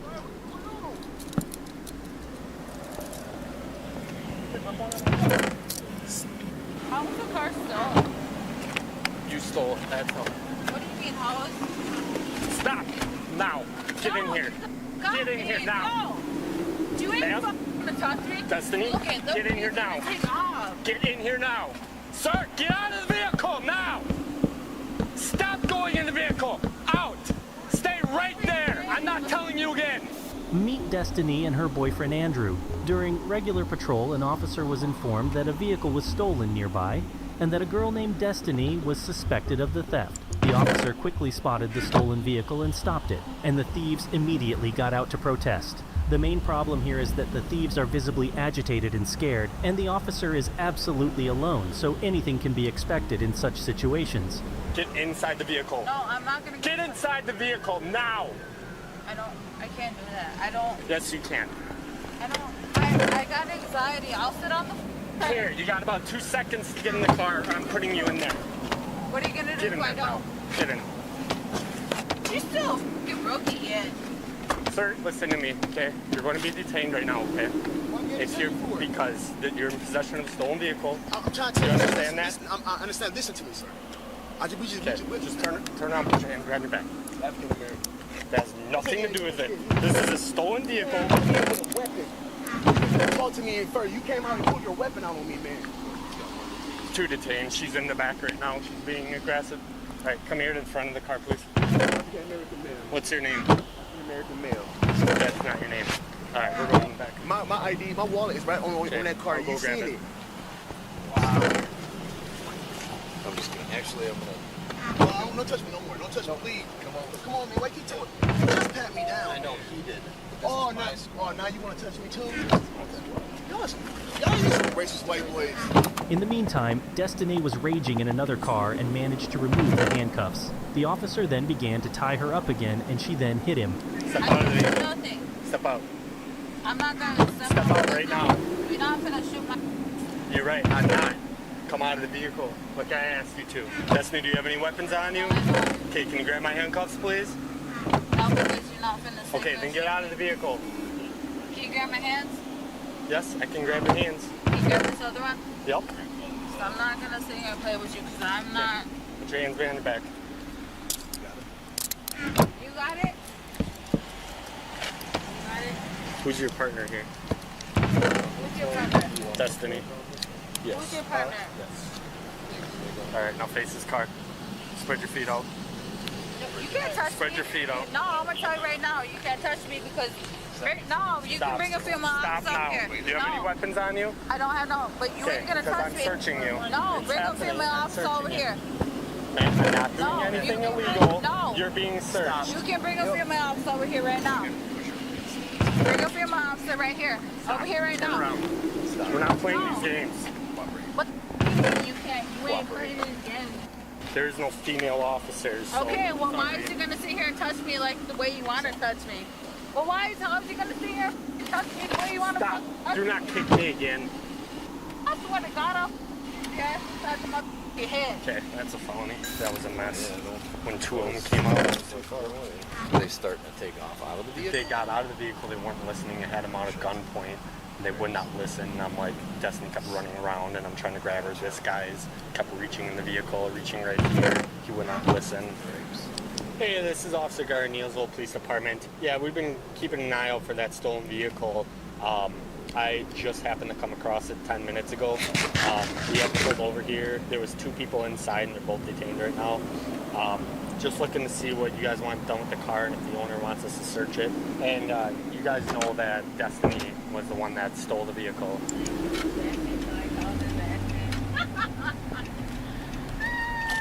Destiny was charged with 2 counts of battery threat to an officer, 2 counts of resisting an officer and operating a vehicle without consent. Andrew was charged with resisting an officer and operating a vehicle without consent, but his charges were eventually dropped.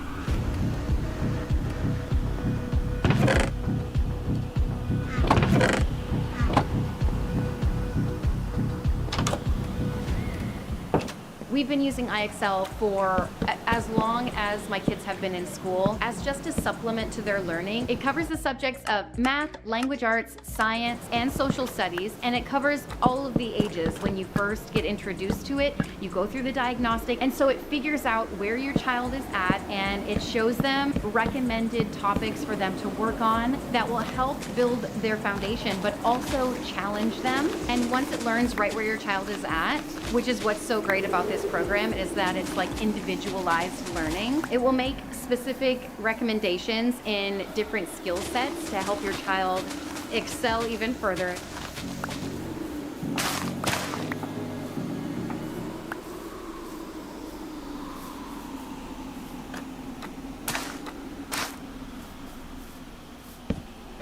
There's good habits, and then there's forgetting your insurance renewal date. Just let me check for you. I'll compare the top providers. You could be saving like a lot. Make comparing your rate a habit. Beep boop.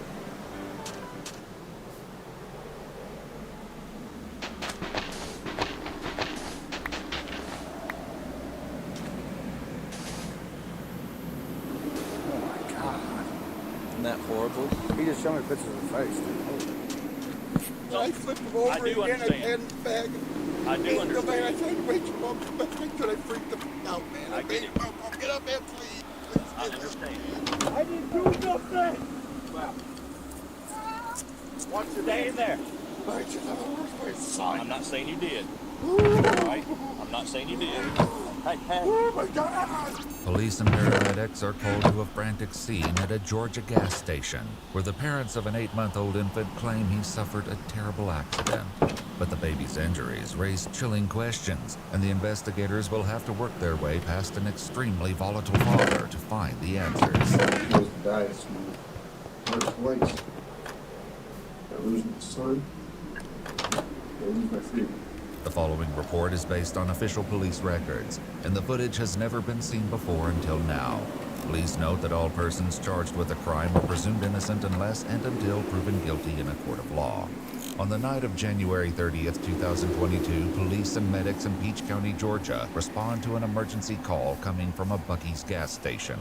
They arrive to find an unresponsive infant and his distraught mother. Are you mama? Are you mama? can't do nothing. What's your name, ma'am? Shelly Brooks. You'll go ahead and be around. Shelly Brooks? Brooks? Well, we don't know where he's going to go quite yet. I don't know. But y'all got him. Y'all gonna be able to stay one up to he They're doing everything they can do right now. Okay, how old is 8 months around about his birthday be about 2020. Central 223. What's the matter with his right leg? The fact that the baby already has a pre-existing injury is still on the EMT's mind as they walk around to meet the child's father, Christopher Palmer. Hey, bud. Your wrist. I don't got it on top of me. What is your name? Shelly Brooks. Hey, how long y'all been here? Not long. But what's not long? Like that? You know, over an hour, day under 2. About an hour and a half or something, let's say. Shelly, how long we been here? What was his leg? What was his leg? How long ago? It was about 2 to 3 weeks his leg, right? He jumped in, played in. 2 weeks ago. Okay, 2 weeks ago, and he fell out of the playpen. No, he had jumped in. Or a year and a half Other old. brother Jumped into the plate. to the playpen. wrestling. No, he just jumps in to take his bottle. He wants his bottle all the time. Okay, and he just landed on his leg. Did they break it, bruise it? Sprain it. I think he sprained it. So talk to us. So what was happening? So what was the call? Was he just stop breathing? Yeah. Okay, so he fell. What did he fall? How did he fall? Where did he fall? He fell on his face. But what did he fall on? Did he hit his face on the ground? On the ground? The ground or the floor? The floor in the house. Was he on anything, or was he standing up when he did it?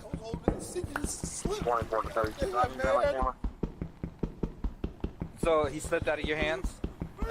Foolish. Hey, I'm just calm down, all right? I'm sorry. Hey, Christopher, calm down. I need you to calm down. I am calm. Trust me, I'm calm. While the child's father tries to keep his composure, Warner Robins police officers begin to sense there's more going on here than meets the eye. Dude, his hands? Dude. Like marks on his hands, marks on him. You saw the head. They said anything? Said that they were giving him a bath and dropping. Bro, that's not a drop. And that his little brother, who's like 1, jumps in his crib and stuff and lands on top of him all the time. That's how he got all the bruises. Bruises don't pop up that quickly. Yeah, on kids. No. Baby should have bruises right now. No. Absolutely not. Don't care if you ain't got no place to live up in the RV. With suspicions building, an officer gets on the phone with his sergeant to explain the situation at Buc-ee's. We got an 8-month-old, has a pulse, but it's faint. They're working on him. Looks like visible signs of neglect and maybe, I don't know, abuse. There's bruises all over the child. Child's got rash all over him. They're living in this RV. They've been up here for, they said, 2 weeks. In my opinion, they both may be under the influence of some type of methamphetamine.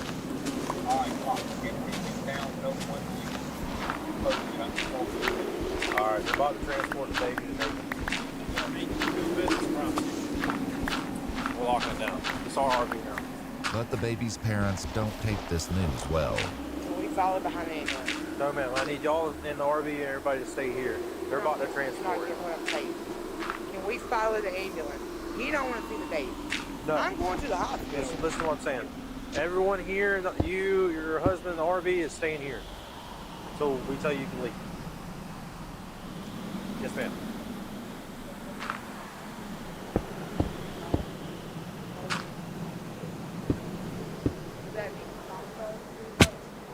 No, I'm not saying that at all, ma'am. No, but you, be honest with me. What does it mean? It just means that I know you. my supervisor has to come out here and talk to y'all before anybody can leave, okay? You guys want to just put me down too, man? No, sir, we're not doing anything like that. No, sir, everything's going to be okay. You're both tight, man. No, you're not, sir.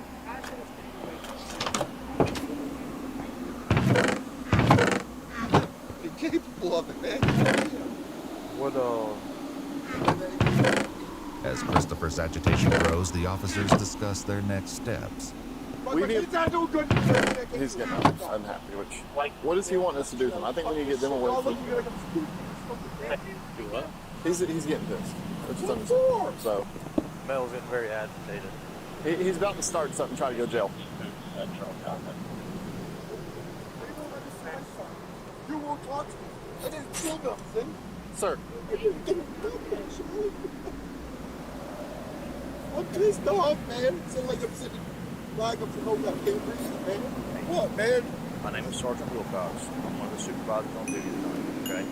I understand that you're upset. I understand. Stop pissed off, man. Listen. This is a traumatic experience, and we understand that. Man, you don't. Yes, we do. And I did this. It feels like I tried to. Man, I tried my son. I did. Accidents, listen. Accidents sometimes happen, okay? That doesn't mean they're any less painful, okay? Right now, we have certain procedures that we have to go through. Man, do you guys do something? I go to the hospital, man. We're going to get you there as soon as we can. Okay? Man, I know that. Man, it takes hours, man, and I lose my son before. I better not lose him. I'm telling you, you'll have to take me to goddamn prison. That's my life. Listen. Bear with me. I'm trying to get you an update right now, okay? All right? As I understand it, when he left here, he had a pulse. I'm expecting. The whole time. I'm expecting good things, okay? You did what a dad's supposed to do. You did what a dad's supposed to do. What do you need to do? I need to make a couple phone calls. I'll be right back. Just hold tight. Unlock the world's largest, most liquid financial market with Forex.com. Forex, or FX, involves trading one currency for another. It's a big deal with a daily turnover of $7.5 trillion. Forex markets are super liquid, ever-changing, and available 24/5.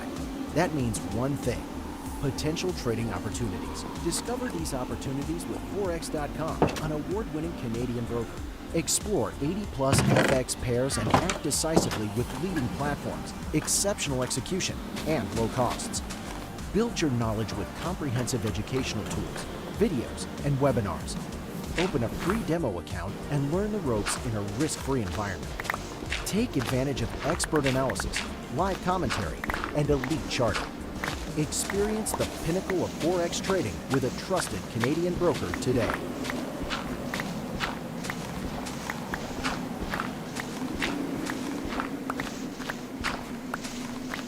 But as the sergeant makes his calls, it quickly becomes clear that holding tight is not Christopher's strong suit.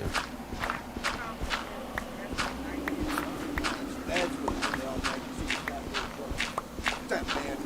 He goddamn drunk. My son fell. Where's my drunk if you have?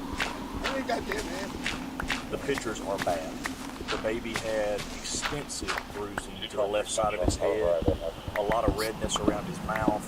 He had spot bruises, almost like fingertip bruises, all over the other side of his forehead, down both arms, hands, and both legs.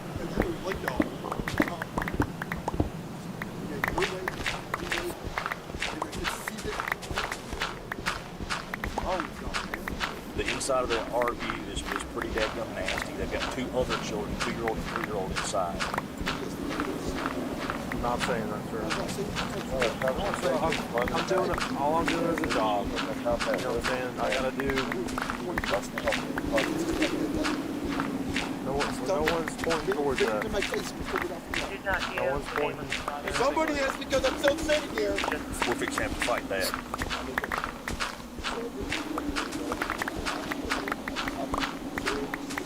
Goddamn statement. We're gonna get y'all out of here as fast as we can. I want it now.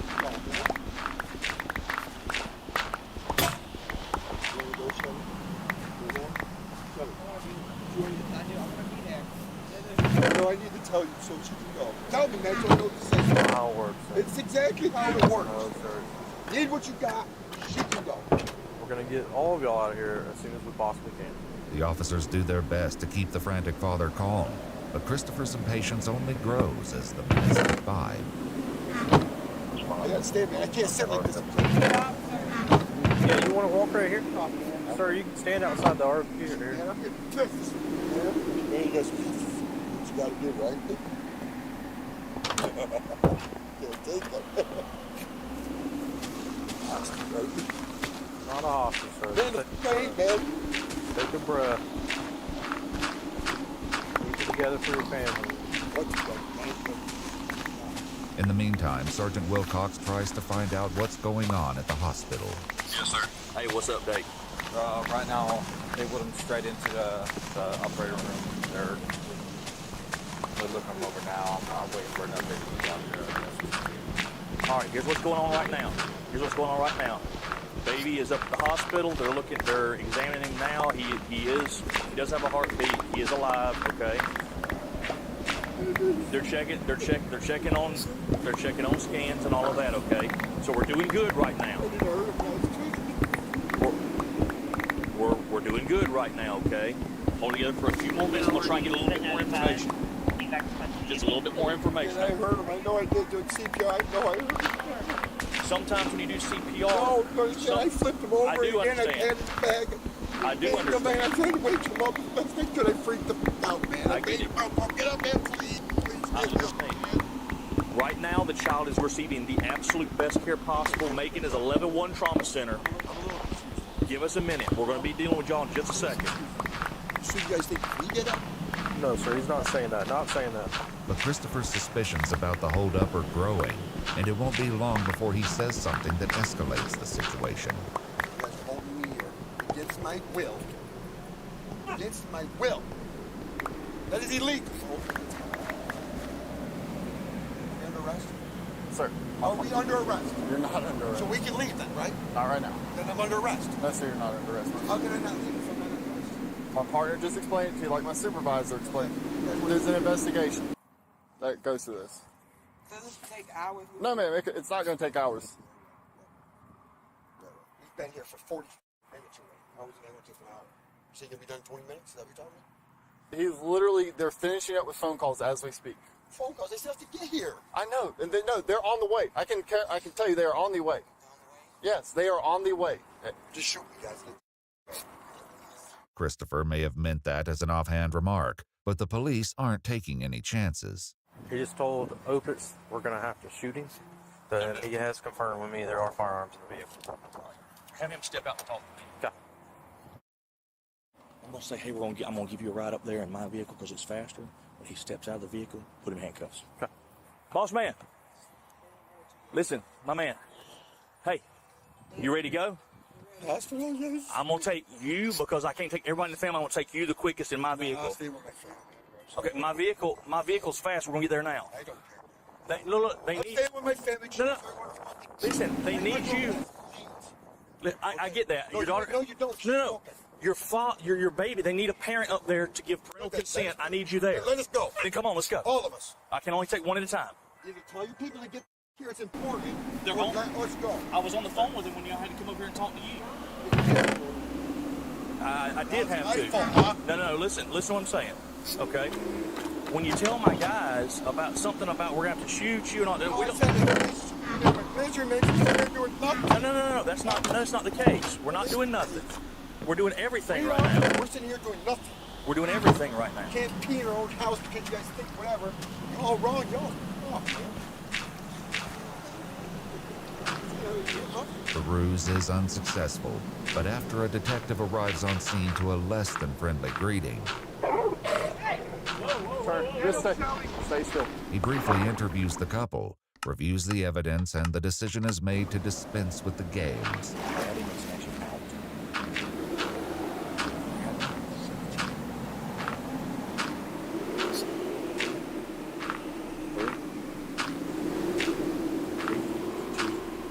Go. Come on out. Come on out. Hold still. Put your hands behind your back. You're under arrest. Put your hands behind your back. I didn't do nothing. Put your hands behind your back. Relax. Please don't, man. Don't make this harder than you I don't want. Just tell me why I'm under Put your arrest. hands behind your back. Why I'm under arrest? Please tell me why. You're being detained for investigative purposes. Put your That's hands fine, behind but why? Put your hands I behind your didn't back. do nothing. Watch your stay in there. Richard, watch our back. I'm good. Just calm down, sir. I'm good now. Put your hands behind your back. You're on my hand, sir. Stand by. We'll get your other hand. Yeah, I'm good. All right, pull this hand out. Pull it out, sir. Pull it out. Pull it out. There you go. All right. We're going to get you up. Hold still. All right, listen to me. We're good. We're good. All right. All right. I'm gonna pull you. I'm gonna roll you to the side. You're on a shirt. I'm not fighting. All right. Listen to me. Okay. I'm not fighting. I understand. Listen to me. Right now, baby's still stable, just like I told listen, you. man. Listen to me. Why am I under investigation? I drive my son. Look, there's other things in play right here. Okay. You stand by. You keep doing what you're doing right now. All right. This other resistance. Hey, listen. This other resistance. I get it. I'm going to arrest. I just want to know why you arrested me. You didn't tell me. Right now, there's evidence consistent on that child with abuse or neglect. Okay. We're still investigating all that, but we have enough to detain you right now. That's why we're being detained. So I'm going to jail. My family don't have me. You're going to be interviewed. Your wife is going to be interviewed. All right. But you're going to be interviewed at police headquarters. Christopher temporarily calms down, but when Shelley expresses her doubts about his innocence, he quickly ramps back up again. Bring the boys to the horse before I go. They think you did it. How did they do it? No, yeah. Who said I did it? Who said I did it? Did what? Yeah, man, I beat the wake him up, man. Here. Sir, do you want this? I didn't show you. You want to believe go bad, but I did not do it, man. Why would I kill my son? Your son is still stable, sir. No, but why would I even do anything, man? You want this? No, I smell the truck. That's why I think that. The official police report includes information about Christopher's previous run-ins with the law, which include crimes against women, family violence charges involving Shelley and the kids, and a disturbing offense against 2 young children that landed him on New York's sex offender registry. While it's unclear how these cases were adjudicated, it's certainly clear that Christopher's agitation at the scene is turning into rage. What's going on? And I don't care about that. Oh, Lord Jesus. I'm going to Stay calm for just a little bit. You're a big dick. Isn't that horrible? Yeah. Now they can talk to me after that. Who's the punk that thinks they're going to point the finger at me? Man, no. We can go ahead and take them to PD. But I charged my son! With Christopher on the verge of losing it, the cops let him say goodbye to his family. Okay, 08 444 9708. I'm sorry, you believe that? You're taking my money too? Man, I'm going to jail. They're going to put me in jail. They believe I didn't put my charge. I'm not lying. I know this. You're now for interview right now. Yeah, right now, but I know the thieves are not lying. But mom and baby need the money, right? Mommy needs the money for the babies? Just give me $40. Is there an ID for you in there? Shelly, going to jail. You hear me? Look at me. You know that, don't you? Did you? Look, there's nothing in your face right on your face. Don't what? I did not hurt my son. Look at me. I might have picked that, but I did not hurt my son like that. I swear to God, I did. The police lead Christopher away and discover that getting him into the transport wagon will not be easy. Well, I got a briefing. Great. Oh, maybe you guys are going to have to hurt me, man. No, we don't want to. Come on, let's go. We're going to walk. We're going to walk. Come on. Calm down. All right, well, have a seat. How about here? Yeah, damn! Come on. Come on, my dude. Beat my something, man. I need it, please, man. No one's beating you. Please, I need it. Come on, we'll have a seat. Come on. Hey. Deep breaths. Deep breaths. Deep breaths. I did not hurt my son. I'm not saying you did. All right? I'm not saying you did. Hey. Oh, my God. Deep breath. Oh, take me out, man. I don't want to be here. No one's taking anybody out. I don't want to be here. Please hurt me, man. Please hurt me. Do what I got to do. Nobody's not hurt. No one's not hurt. Take a ride. Hurt me, man. Please. I didn't hurt my Come on, step back. I can't breathe. The police eventually get him in the wagon and transport Shelley, Christopher, and the children to the police station. But while the scene at Buc-ee's is brought to a close, this investigation is only getting started. Come in. You remember me? From over at the camper? Do you want to talk to me about what happened? Well, I gotta take you into an interview and read you Miranda. Well, you're being charged anyway at the moment. That's how it's looking. So, I mean, do you want to talk? At the moment, cruelty to children in the first degree, possibly aggravated assault. Elsewhere at the station, Shelley is given some bad news. What's the reason that they have not allowed me or my family, my children? Well, for one, we can't get a hold of your dad.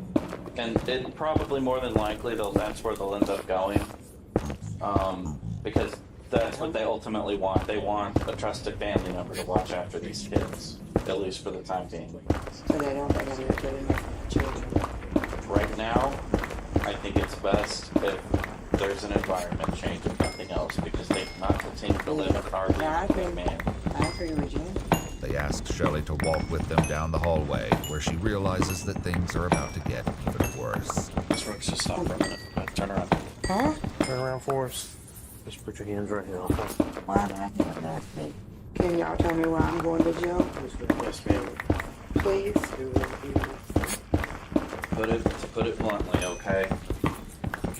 That child has a lot of injuries, and he's had a lot of medical conditions, and a lot of injuries that have not been treated, and they have not been cared for. That child needed to be in a hospital before tonight, and you guys did not take him to a hospital. But you don't think during that time I wanted it? I did. It doesn't matter if you wanted it or not. It's the fact that you didn't do it. How do I do it though? So when I have no other way, he has a gun and he'll hold it your head or he hurts you. How do you get away from that? You're It's telling me putting it's your not. children before yourself. Your fear of physical harm has got to be overridden by your children's safety. It's almost just as bad to sit back and watch and do nothing, though, when you know you could have done something. But even though Shelley and Christopher have been arrested, many questions remain about what happened tonight and in the weeks leading up to it. And it won't be until investigators sit down with the two for separate interrogations that the full horrors that occurred within their RV will finally come to light. I'm afraid to talk to you guys about it. I want to put myself in your position, like they should mind, and I don't know how I got here. I mean, I know why. The other day you told me it was something else, and I was just saying that I heard I never touched my child. Who's saying that though? They said that's what my charges are. It's on my baby. You're not charged with that, man. And I'll go ahead and tell you right now, you're not charged with inflicting harm on your child. We are not saying that you are the one that did that. We're not accusing you of physically doing the harm, but the fact that in the situation he's in and nobody intervened soon enough to prevent that. So that's kind of where we stand with your charges. The detectives realize that if they're going to get the true story out of Christopher and Shelley, they'll need to know more about their transient lifestyle. Where do you guys get the money to put the gas in and we have a flat every day. Like the whole time. To be able to have that normal life to do that. Every time we drive down up there, we should just stop doing it.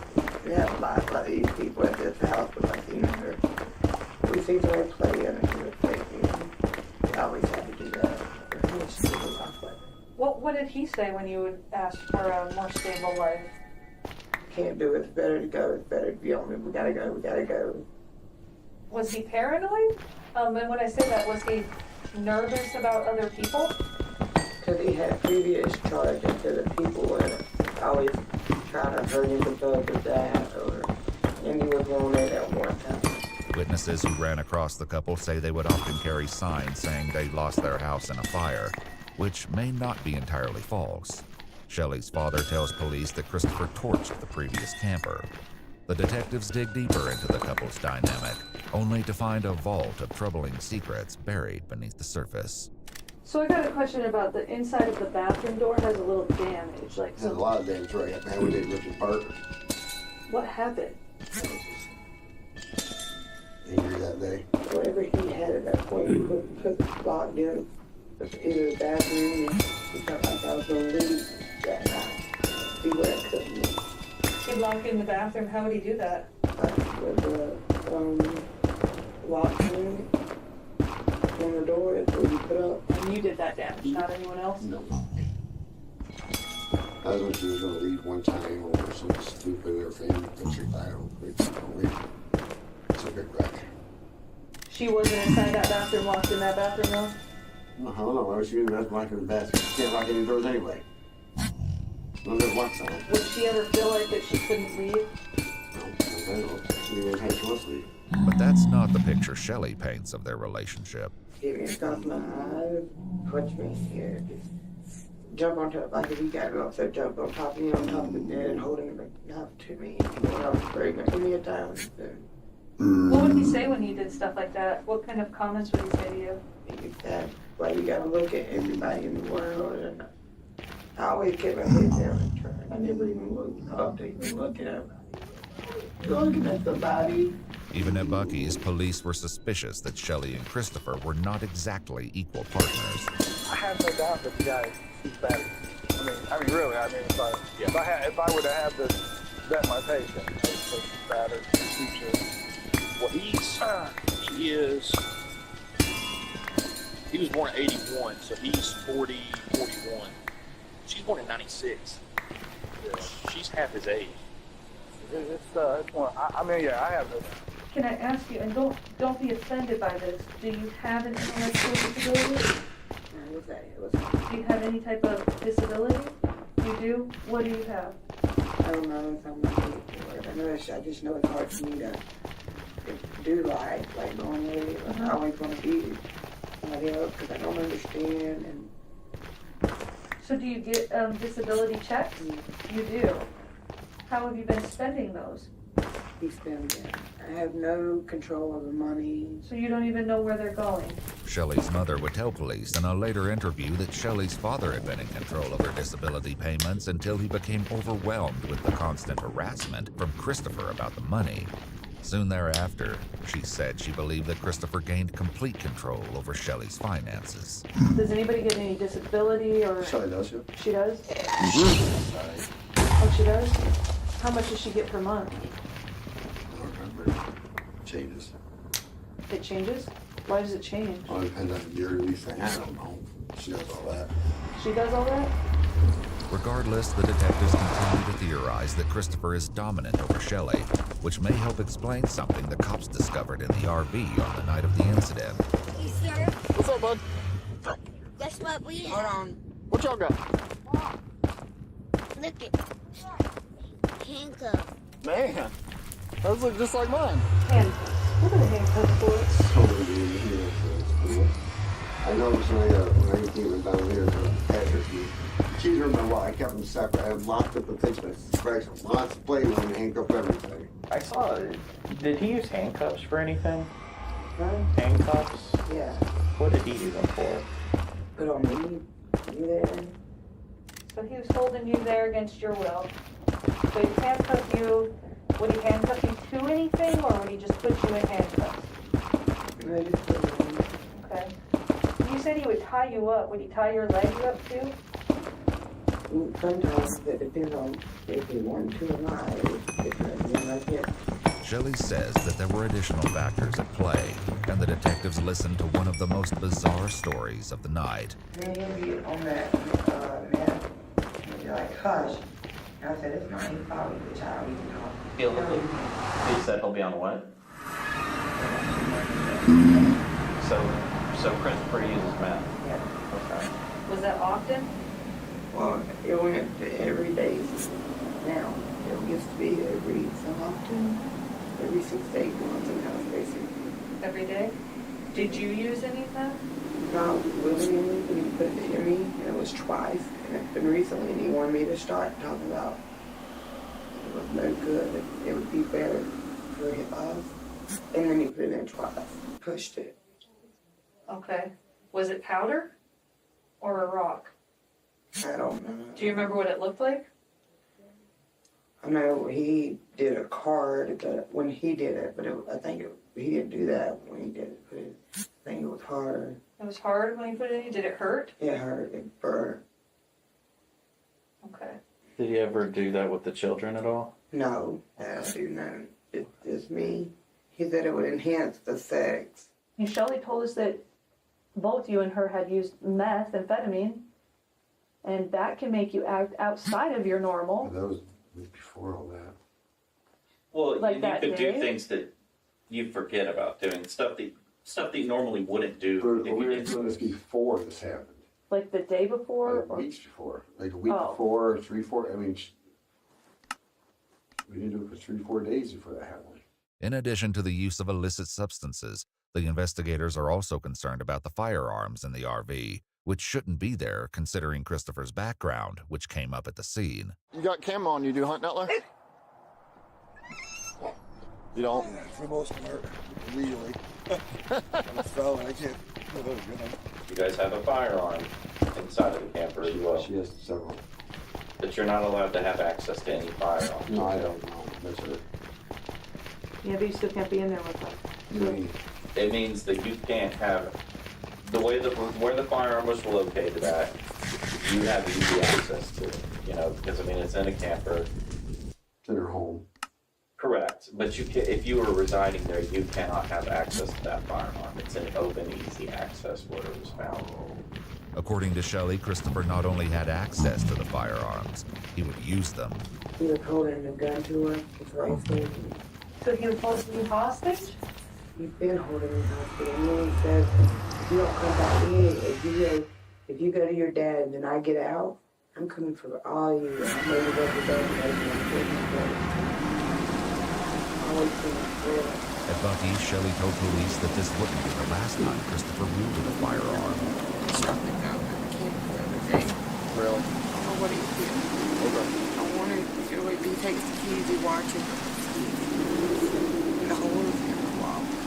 He said he hit the ground. So I seen the bullet fly was standing here. These disturbing stories paint the picture of an erratic family life, one that Shelley has discussed in the past in text messages with Christopher's ex, Megan. After Shelley talks about the lengths she's gone through to fight some of Christopher's previous charges, Megan warns her, just be careful, I dealt with a hell of a lot of abuse at his hands. He's the reason I conceal carry. Do what's best for you and the kids, but always stay safe. But Shelley tells her that he has changed. With what they've seen over the last couple of days, the detectives question that conclusion. The other boys also have bruising. Oh, they've house play. They're scratched from their dog jumps on and the dogs pull them down. Yeah, they're boys. They're boys. I don't have boys, I have girls. They hit us big. Once last year. He's really good. Rough house and jumps, literally gets on everything. I think in the middle swings and tries to jump in the middle of the island of the camper falls. He's a monkey, yeah, so he's got the guarantee it. Gets up on the counter, he gets everything. The wooden thing has a nail in it where it's broke. He hits that with his leg. I hit it down the dash constantly. How old is he? With that, the detectives turn their attention to something that police have questioned since the moment they arrived at Buc-ee's. The homemade cast around the 8-month-old baby's leg. Shelley insists once again that the injury was a result of her older child jumping on the baby in the playpen. It was already wrapped. How did that happen? He jumped in on him. That's what Chris did. Well, we know that's not true. Yeah. So we know the type of... But I wasn't around for the rib or any of that. Well, I would have known. Just, I'll wrap his leg up and we need to take it to the doctor. But it's hurt. It's hurt. It shouldn't have sprained it or healed it. But it's hurt. But I do it about leg because it's quill. I want to take it. You just know what you're always talking about. Don't you? I'm not taking you nowhere. I'm telling you his leg ain't healed. Just hush. Then he started getting mad at me. And he never went to the hospital for that, right? For leg? Yes, ma'am. She tried to take him and Chris wouldn't let her. According to news reports, medical experts identified the break in the baby's leg as a bundle ankle fracture, an injury known to pediatric physicians as a possible sign of intentional harm. And the way it's described to us on how you obtained this type of fracture is either a child being shook and the foot dangling at a rapid rate, or the child being upside down and then grabbing the ankle and shaking him. Do you ever play with the boys and like maybe flip them upside down, or I think has any of them or either of the younger ones ever cried when you've done that? Maybe a couple times, and then I stopped. This is what he tried to, the leg? Yeah. And that's what he tried to cast his swollen leg with? Yeah. And he did that himself with stuff that he bought? Where did he get that stuff from? You guys tried to treat his leg yourself, right? Yeah, start there, living with the son. I don't know why you keep saying that. Because he is not dead. He's like, yes, I don't know nothing about what's going on. But I've told you multiple times that he's not dead and that they're just giving him medical attention. I heard, when I saw it, I heard someone say that they were unplugged leg. What do you mean? Who said that to you? But while the baby's broken leg is of the utmost concern to the investigators, it's far from the only injury they observed. Garrett just called and goes, I don't know if he got pictures or not, but he's got bruising all over his head. I said, yeah. He goes, the way they described it is it looked like somebody grabbed him by the top of the head like a claw machine. Look at the top of that head. See the top of that head? Somebody's hitting that head. Those are not, you know? I know you wait. Who clicks them? You click some? Like. Stop. Now, how hard is it? Can you review? Absolutely. Like, or maybe not. I'm not as worried as you. It's kind of cool to do that to a baby. Oh, yeah. Yeah. Especially the child like this. Yeah. Those potentially could be from that.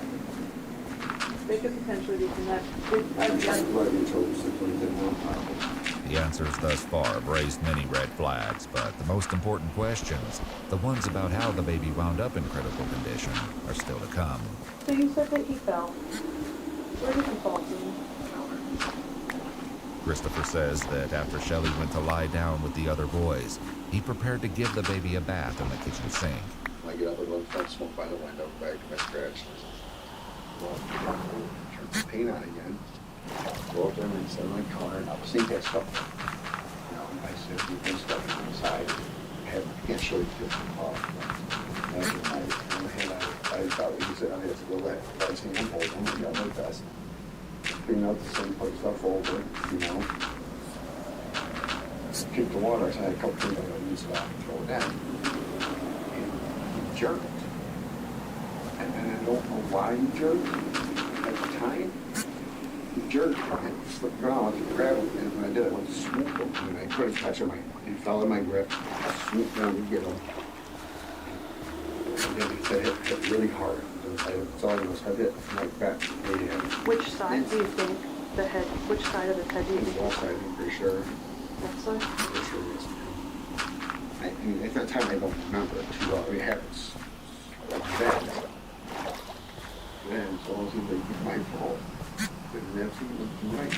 Well, so I yelled, Shelley, get up. She was sleeping now. I think get up, please. I think from that point, so I do think that there's a lot of truth. No, Larry, please help. I don't want to. Then she started yelling at herself. Said, don't do that. She got to sleep. I never went to sleep. I went to sleep. I should don't do the accident.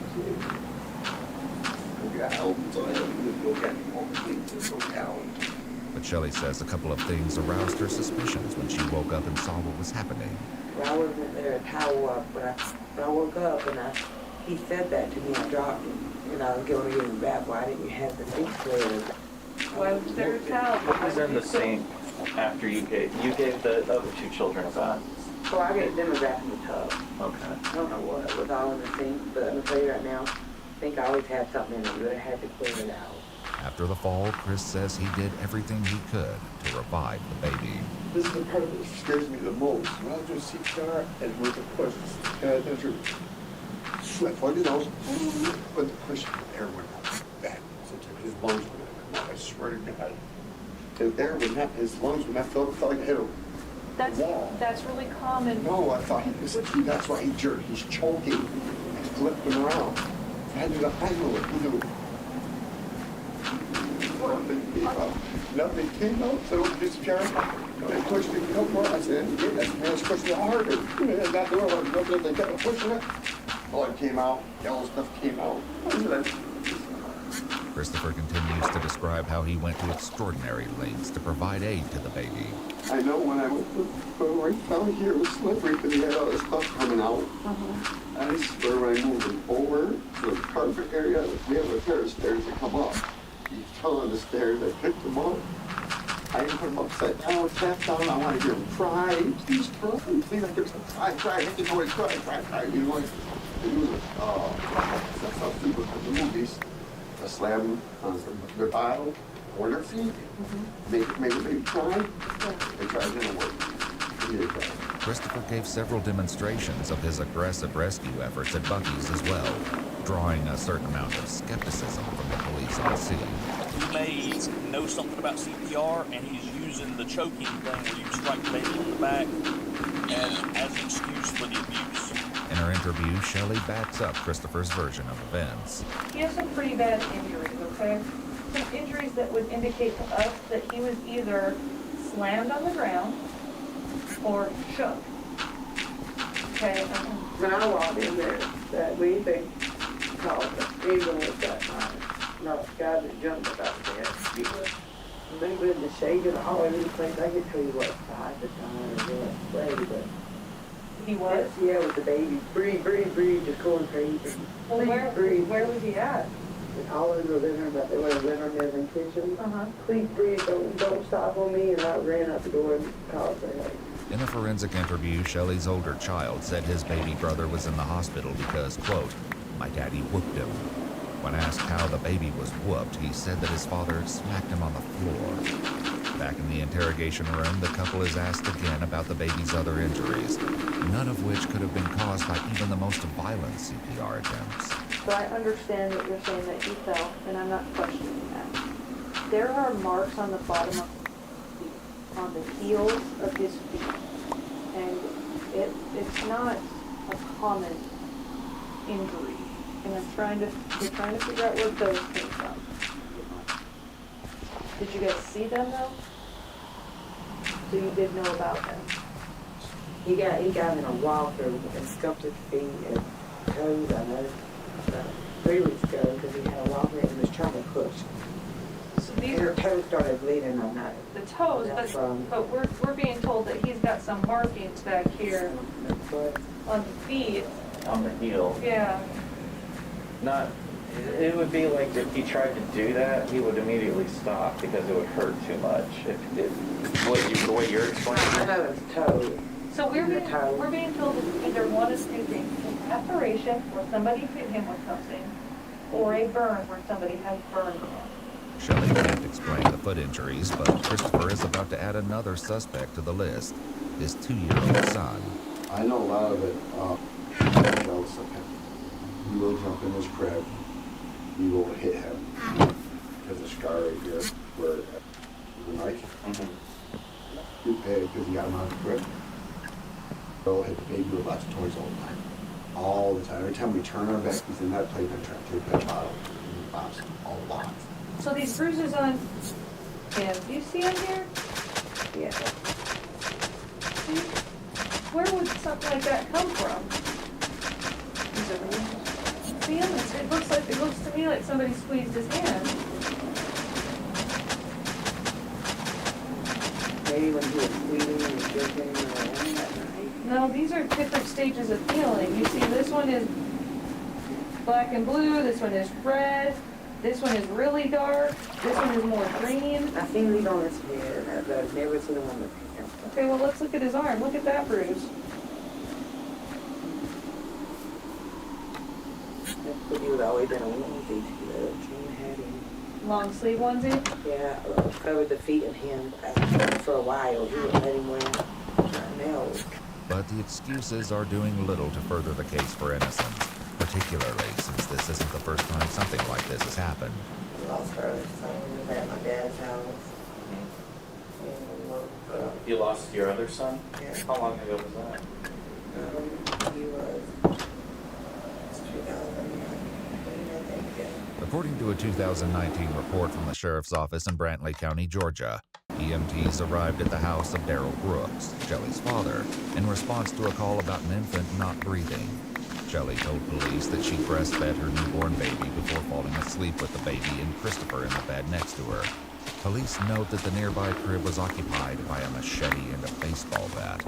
Christopher woke up later to find the baby unresponsive and called 911. At the hospital, the doctor determined that the child had been injured while feeding, appearing to have suffocated on his mother's breast. Ultimately, what happened when Vic passed away? Did they, what did they do for you guys? Did they say, hey, you know, this is where we're at? What happened? Did you have to make a choice to say? Oh, yeah. You did? He told me it would be 30 minutes that he would be breathing for it to let him go because there was no oxygen or whatever. Everything was gone or something like that. So basically, told me it was not going to be better to let you go. And it took me a while to get this to him. When I did, he left it for 12 years. Though Shelley's parents suspect that Christopher killed the baby in 2019, neither he nor Shelley faced any charges, and it was ruled a case of sudden infant death syndrome, according to Shelley. While the detectives can't dismiss that piece of dark history, everyone's primary concern is with the baby currently in the hospital. What's going on with my baby? Well, like we said, he has the fractures, the healing fractures. He is being assisted with medical assist where they have him, helping him breathe, making sure that he... I don't know. They didn't tell us that. He's not in the best condition. I'll tell you that. He could be in a better condition. Couldn't make it out. I'm not a doctor, so I can't tell you that. I don't know that answer. The detective makes it clear, though, that Shelley will have to separate herself from Christopher. Huntington and separating from him, this is going to be the hardest thing you ever do. It's been really hard. I wanted to do it.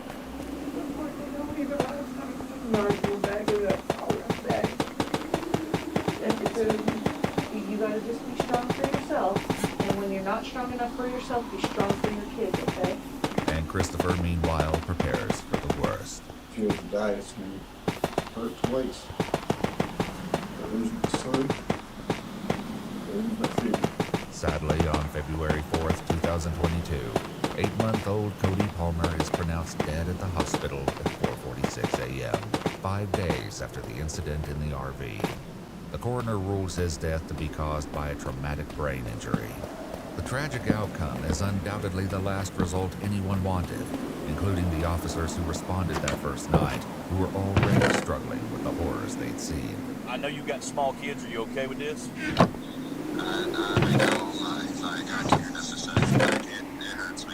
I know. Me too. Me too. You know, Turner's got a baby at the house, man. We're gonna talk. All of us are gonna talk.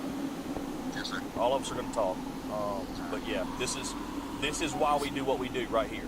Evil exists, and our job is to make sure we get it under control. And so, you know, we can't do anything to stop what's happening to baby boy, but we can stop what's happening to everybody else involved.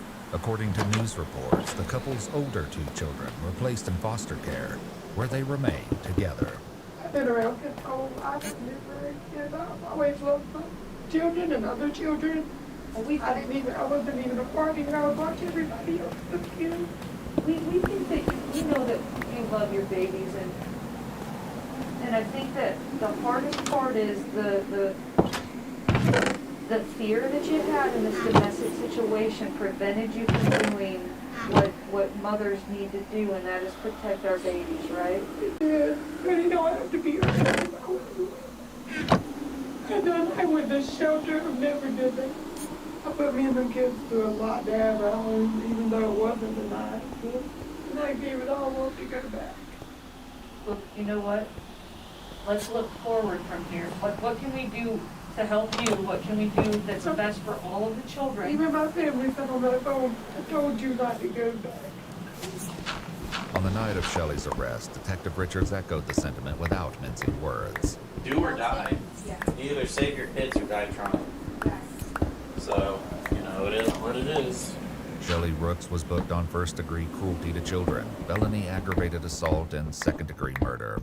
According to news reports, however, she was deemed incompetent to stand trial and is unlikely to face prosecution in Cody's death. I've never seen nobody as violent as Chris. You never? Never. I've always had good people around me. I mean, my daddy got angry and stuff. Not like this. Not like this. Oh, this was a monster. You know, it takes a village, but it takes a good village. You guys were strong enough to go through it once. I believe that God doesn't give you more than what you can handle, right? Did it twice. Didn't be in prison. Christopher Palmer was booked on first-degree cruelty to children, aggravated assault, possession of a firearm by a convicted felon, felony murder, and malice murder. According to news accounts, the jury deliberated for only an hour and a half before convicting him in November 2024 of those charges, in addition to malice murder. Reports say he was sentenced to life in prison plus 10 years, with no possibility of parole. If you'd like to see select new videos early and help us keep uncovering case files that rarely come to light, you'll find extra footage and unseen details on our Patreon. Channel memberships here on YouTube also give early access to select new videos. 911, where is your emergency? I'm on North 225 West Road. There's a body hanging off the bridge, no head. There's a car coming. You okay? There's a dead body.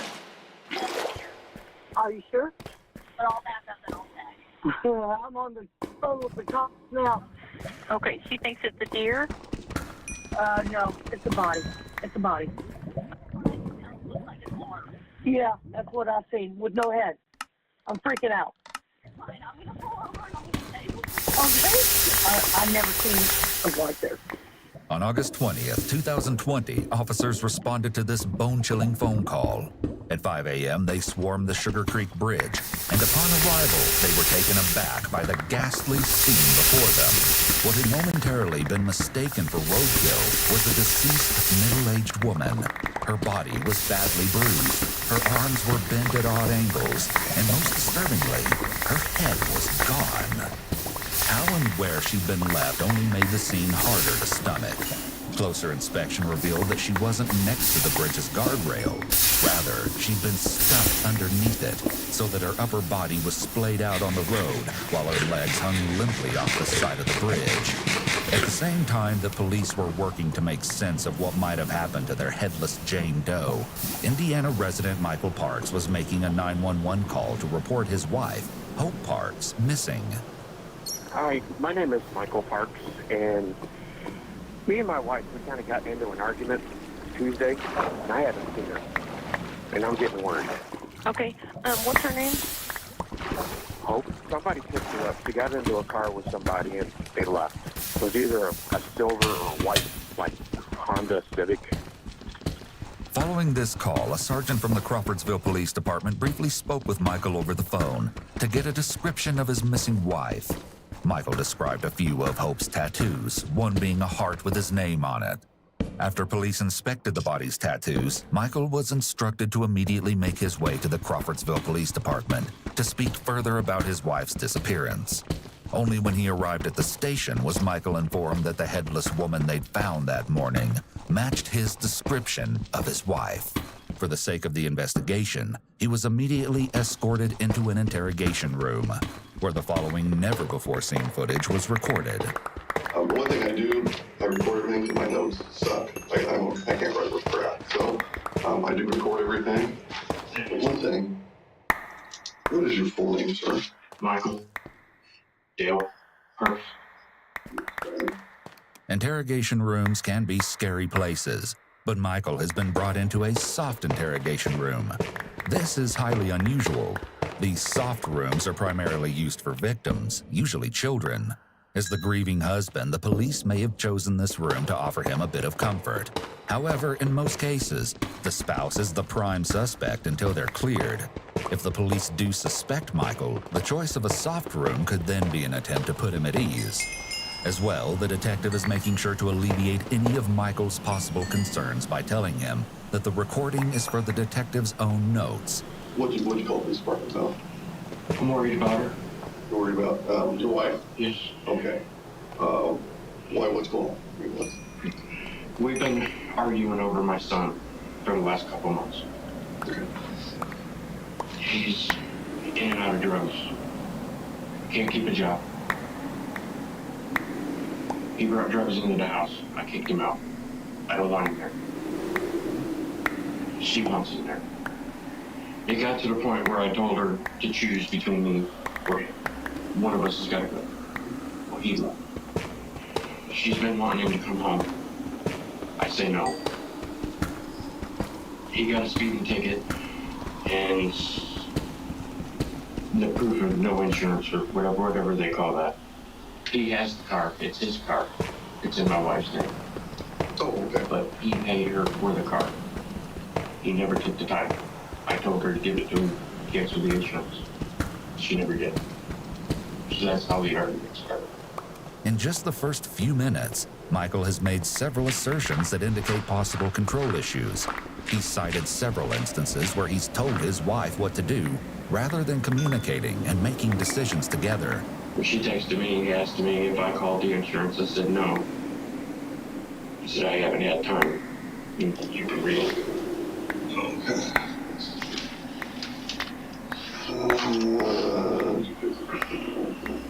Notice how Michael rubs his face after handing his phone to the detective, then proceeds to partially cover his mouth with his hand, keeping it there for the next couple minutes. Michael is also covering his genitals here. This is a common barrier used by men when they feel threatened or stressed. These gestures convey anxiety and uneasiness, not unusual for someone who's just lost their spouse. However, hiding the face is also typical of someone who might be trying to hide something else. Your son has some drug issues, or does your wife have any alcohol or drug issues? No. Is there anything that... No. She's very controlling. Michael's answer here is completely irrelevant to the question. Instead of simply responding with information about Hope's substance abuse, he goes into a rather sudden and impertinent spiel about how controlling she is. So far, Michael has taken almost every chance to speak negatively of his wife, even if it wasn't warranted. As far as very clean. Self-control or controlling on everybody? Controlling on everybody. Okay. Okay. Which I'm used to it. They don't bother me. No, for 25 years. You find your niche. I've gotten used to it. I take medication. I do have anger issues, but I take medication for it. But I've never done anything. Michael continues to divulge information that wasn't asked for. The fact that he has anger issues, which he takes medication for, clues detectives in on Michael's capacity to become violent. He then feels it necessary to include that he's never done anything violent to his wife. What Michael is doing here is oversharing, or volunteering unnecessary and excessive amounts of information. Oversharing is, more often than not, a nervous attempt to convince others that one is being open and honest. However, as you can see here, it often has the opposite effect. It's entirely possible that Michael could be oversharing to alleviate anxiety, as some people tend to do. Okay, so nothing controlled substance, no Xanax or anything like that. Okay. Now, and granted, it's what all families do as well, especially if you're arguing over a kid and stuff. I want to hurt him. I hate to say this and have it on recording, but I do. I want to hurt him. That's why he had to go. Michael doesn't even let the detective finish his question before he goes off on another tangent. This time, he derails the conversation to the topic of his son, John. Admitting to something less egregious in order to appear completely transparent is a common tactic used to gain the trust of others. Would she confide in him or your daughter? Yes. Him. Okay. Me and my daughter are real close. Her and John are real close. She'll do anything for him. which that's what makes me mad. Michael clearly possesses a considerable level of bitterness toward his wife concerning how much she dotes on their son. Not only that, but up to this point, Michael has centered the entire interrogation around how toxic he believes his wife and son are, painting John as the problem and his wife as an out-of-control enabler. If he did have something to do with what happened to Hope, he's just established a clear motive for himself. When she left, you started getting in the car. Did you happen to see the driver at all? Couldn't tell, male and female, anything? Frankly, Michael seems much more concerned about their intermarital issues than he does about the fact that his wife might have been found dead just that morning. Has she ever been known to kind of step outside the marriage at all? Is there nothing? No. Nobody from her past that she could run to? We used to live in Illinois. Me and my daughter talked about that. I said anything. It's my daughter. I haven't told her yet. Well, and we're still, I mean, they're still doing some stuff somewhere else. So that's why we're trying to get information. And I actually don't even know what all the officers told you. I'm just trying to get He just a picture. told me that the tattoos that I described to him, which I do have pictures of them, the tattoos matched the description. You said earlier you were going to give her till Friday. What made you decide to call today? My emotions. I'm very worried. I'm very worried about her. I miss her. In addition to stuttering throughout his answer, Michael appears to break eye contact with the detective for a moment and looks directly at the camera. He seems uncertain in what he's saying. We make it count. So we're still looking into that.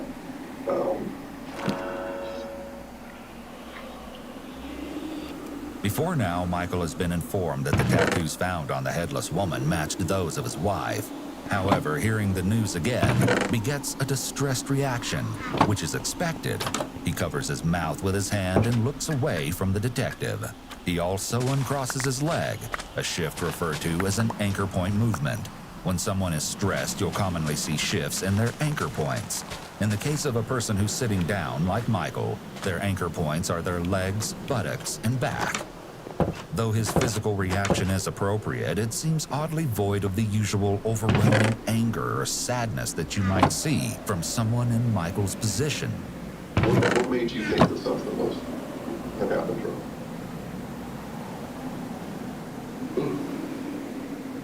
I think it's just stress. I didn't think anything happened to her. It's just worried. I wanted to know where she was.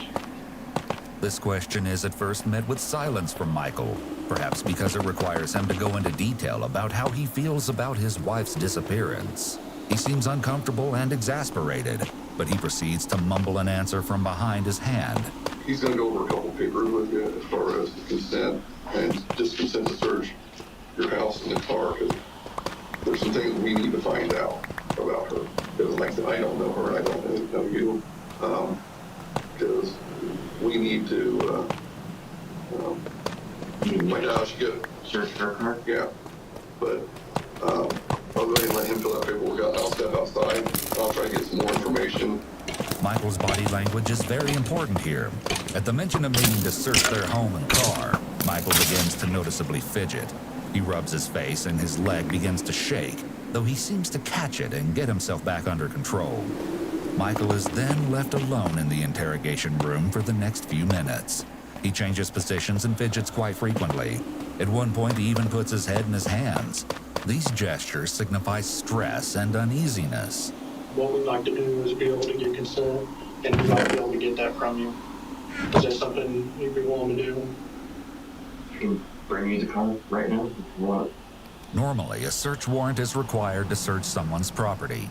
It's common knowledge that in order to obtain a search warrant, police must have probable cause, or specific facts that would lead a person to believe that evidence of a crime is located on someone's property. However, it's a lesser-known fact that police can simply ask an individual for permission to search their property. The owner's written consent is just as valid as a search warrant, and officers will often try to garner consent to search from the suspect first, especially in time-sensitive cases, as it saves them a lot of precious time and resources. Okay. I'm gonna go over this with you, okay, sir? Are you able to read and write and understand the English language? Okay. So, Note how his hands are positioned. When a person feels threatened or stressed, they'll sometimes subconsciously take up a position that protects or covers their vital body parts. Given the circumstances, he has plenty of reason to be anxious that could have nothing to do with guilt. He might simply be displeased with the idea of strangers rummaging through and taking things that belong to his possibly deceased wife.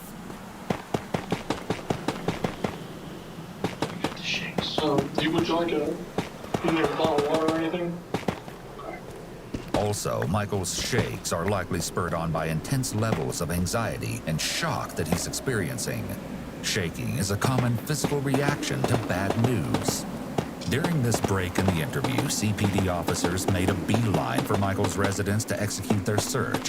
They scanned the exterior of the property before thoroughly searching the inside of the Parks home for any clues as to where Hope might have gone on the night that she disappeared. What they would find in and around the Parks property would only raise more questions about Hope's disappearance. Questions that detectives hope Michael can answer for them. Following the break, detectives bring Michael back into the interrogation room in hopes that he may shed some light on their unexpected findings. Do you know of anybody that want her?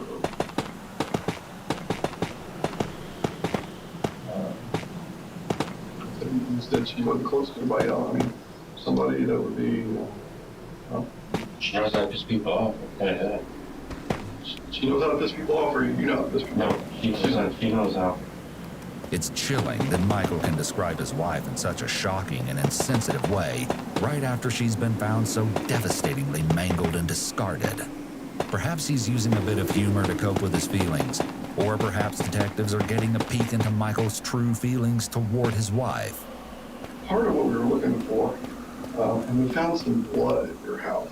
Would there be any reason why there would be blood at the house? The question of the blood is sprung on Michael quite suddenly, likely in the hopes that they'll catch him off guard in a lie. This is called a bait question. The detective will carefully observe Michael's behavioral responses to this question. Me? I cut myself. My finger. Smashed my finger. Was some blood located in the garage? That would be when I smashed my finger. I was doing the transmission. And you say you saw the motor and stuff in there, didn't you? Mm-hmm. See the truck? Badass truck. The remark about his truck seems completely inappropriate given the circumstances. However, it's not uncommon for someone who's experiencing high levels of uneasiness to make out-of-place comments in a subconscious attempt to escape the situation. So this is kind of where you need to kind of step up to the plate. Tell us what happened. It was at your house. Did something happen? Not with me. There was nobody else that could have been. I don't know what to tell you. Michael simply shrugs off the detective's theory that he somehow took part in his wife's murder. A person in his position would typically react with some measure of shock or outrage at such an accusation. Michael, on the other hand, doesn't even seem interested in what they found inside his home or what the findings could possibly mean. Saying I did something? Yeah. And we're just trying to figure out, I mean, obviously, you're not a bad person. You've got 2 kids with her, and you've lived a long life with her. This is a strategically placed pacifier since, if Michael becomes too upset, he might close himself off or request a lawyer. This would immediately end the interview. It's in the detective's best interest to keep Michael open and willing to answer questions. I didn't do anything. I swear to God, I did not do anything. Swearing to God serves a similar function as a qualifier here. It's used as an attempt to add credibility to a statement that's otherwise hard to believe. This is called bolstering. So, part of it is, like I said, we went through the whole house. We found everything. The detective is intentionally being vague about what investigators found at Michael's home in order to gauge Michael's reaction before the big reveal. What's everything? Her. the rest of her. Okay. So What? her head. You know, we found everything.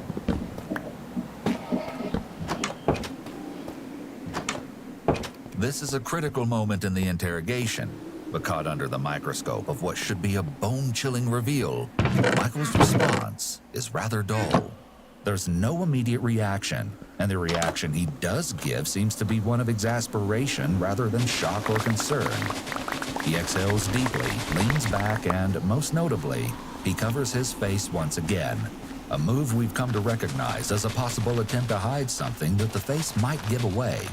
Hope's head is perhaps the most incriminating thing that officers found inside the home. However, that's not all they found. An exterior search of the property yielded several blood smears and stains on the gravel in front of the garage door, in the grass next to their back patio, on the wood floor of the patio itself, as well as on the ramp that leads up to the patio. Blood smears as well as bloody footprints were found inside the garage. A bullet casing was also found in the grass near the patio. The interior of the home was reportedly very clean and well kept. That is, until officers got to the basement. Spots of blood were visible on the steps leading down into the foreboding cellar. Continuing down the stairs, it became apparent that there were drag marks in the shallow layer of dirt that covered the concrete basement floor. Large bloody zip ties and torn pieces of plastic were also found in several locations around the basement.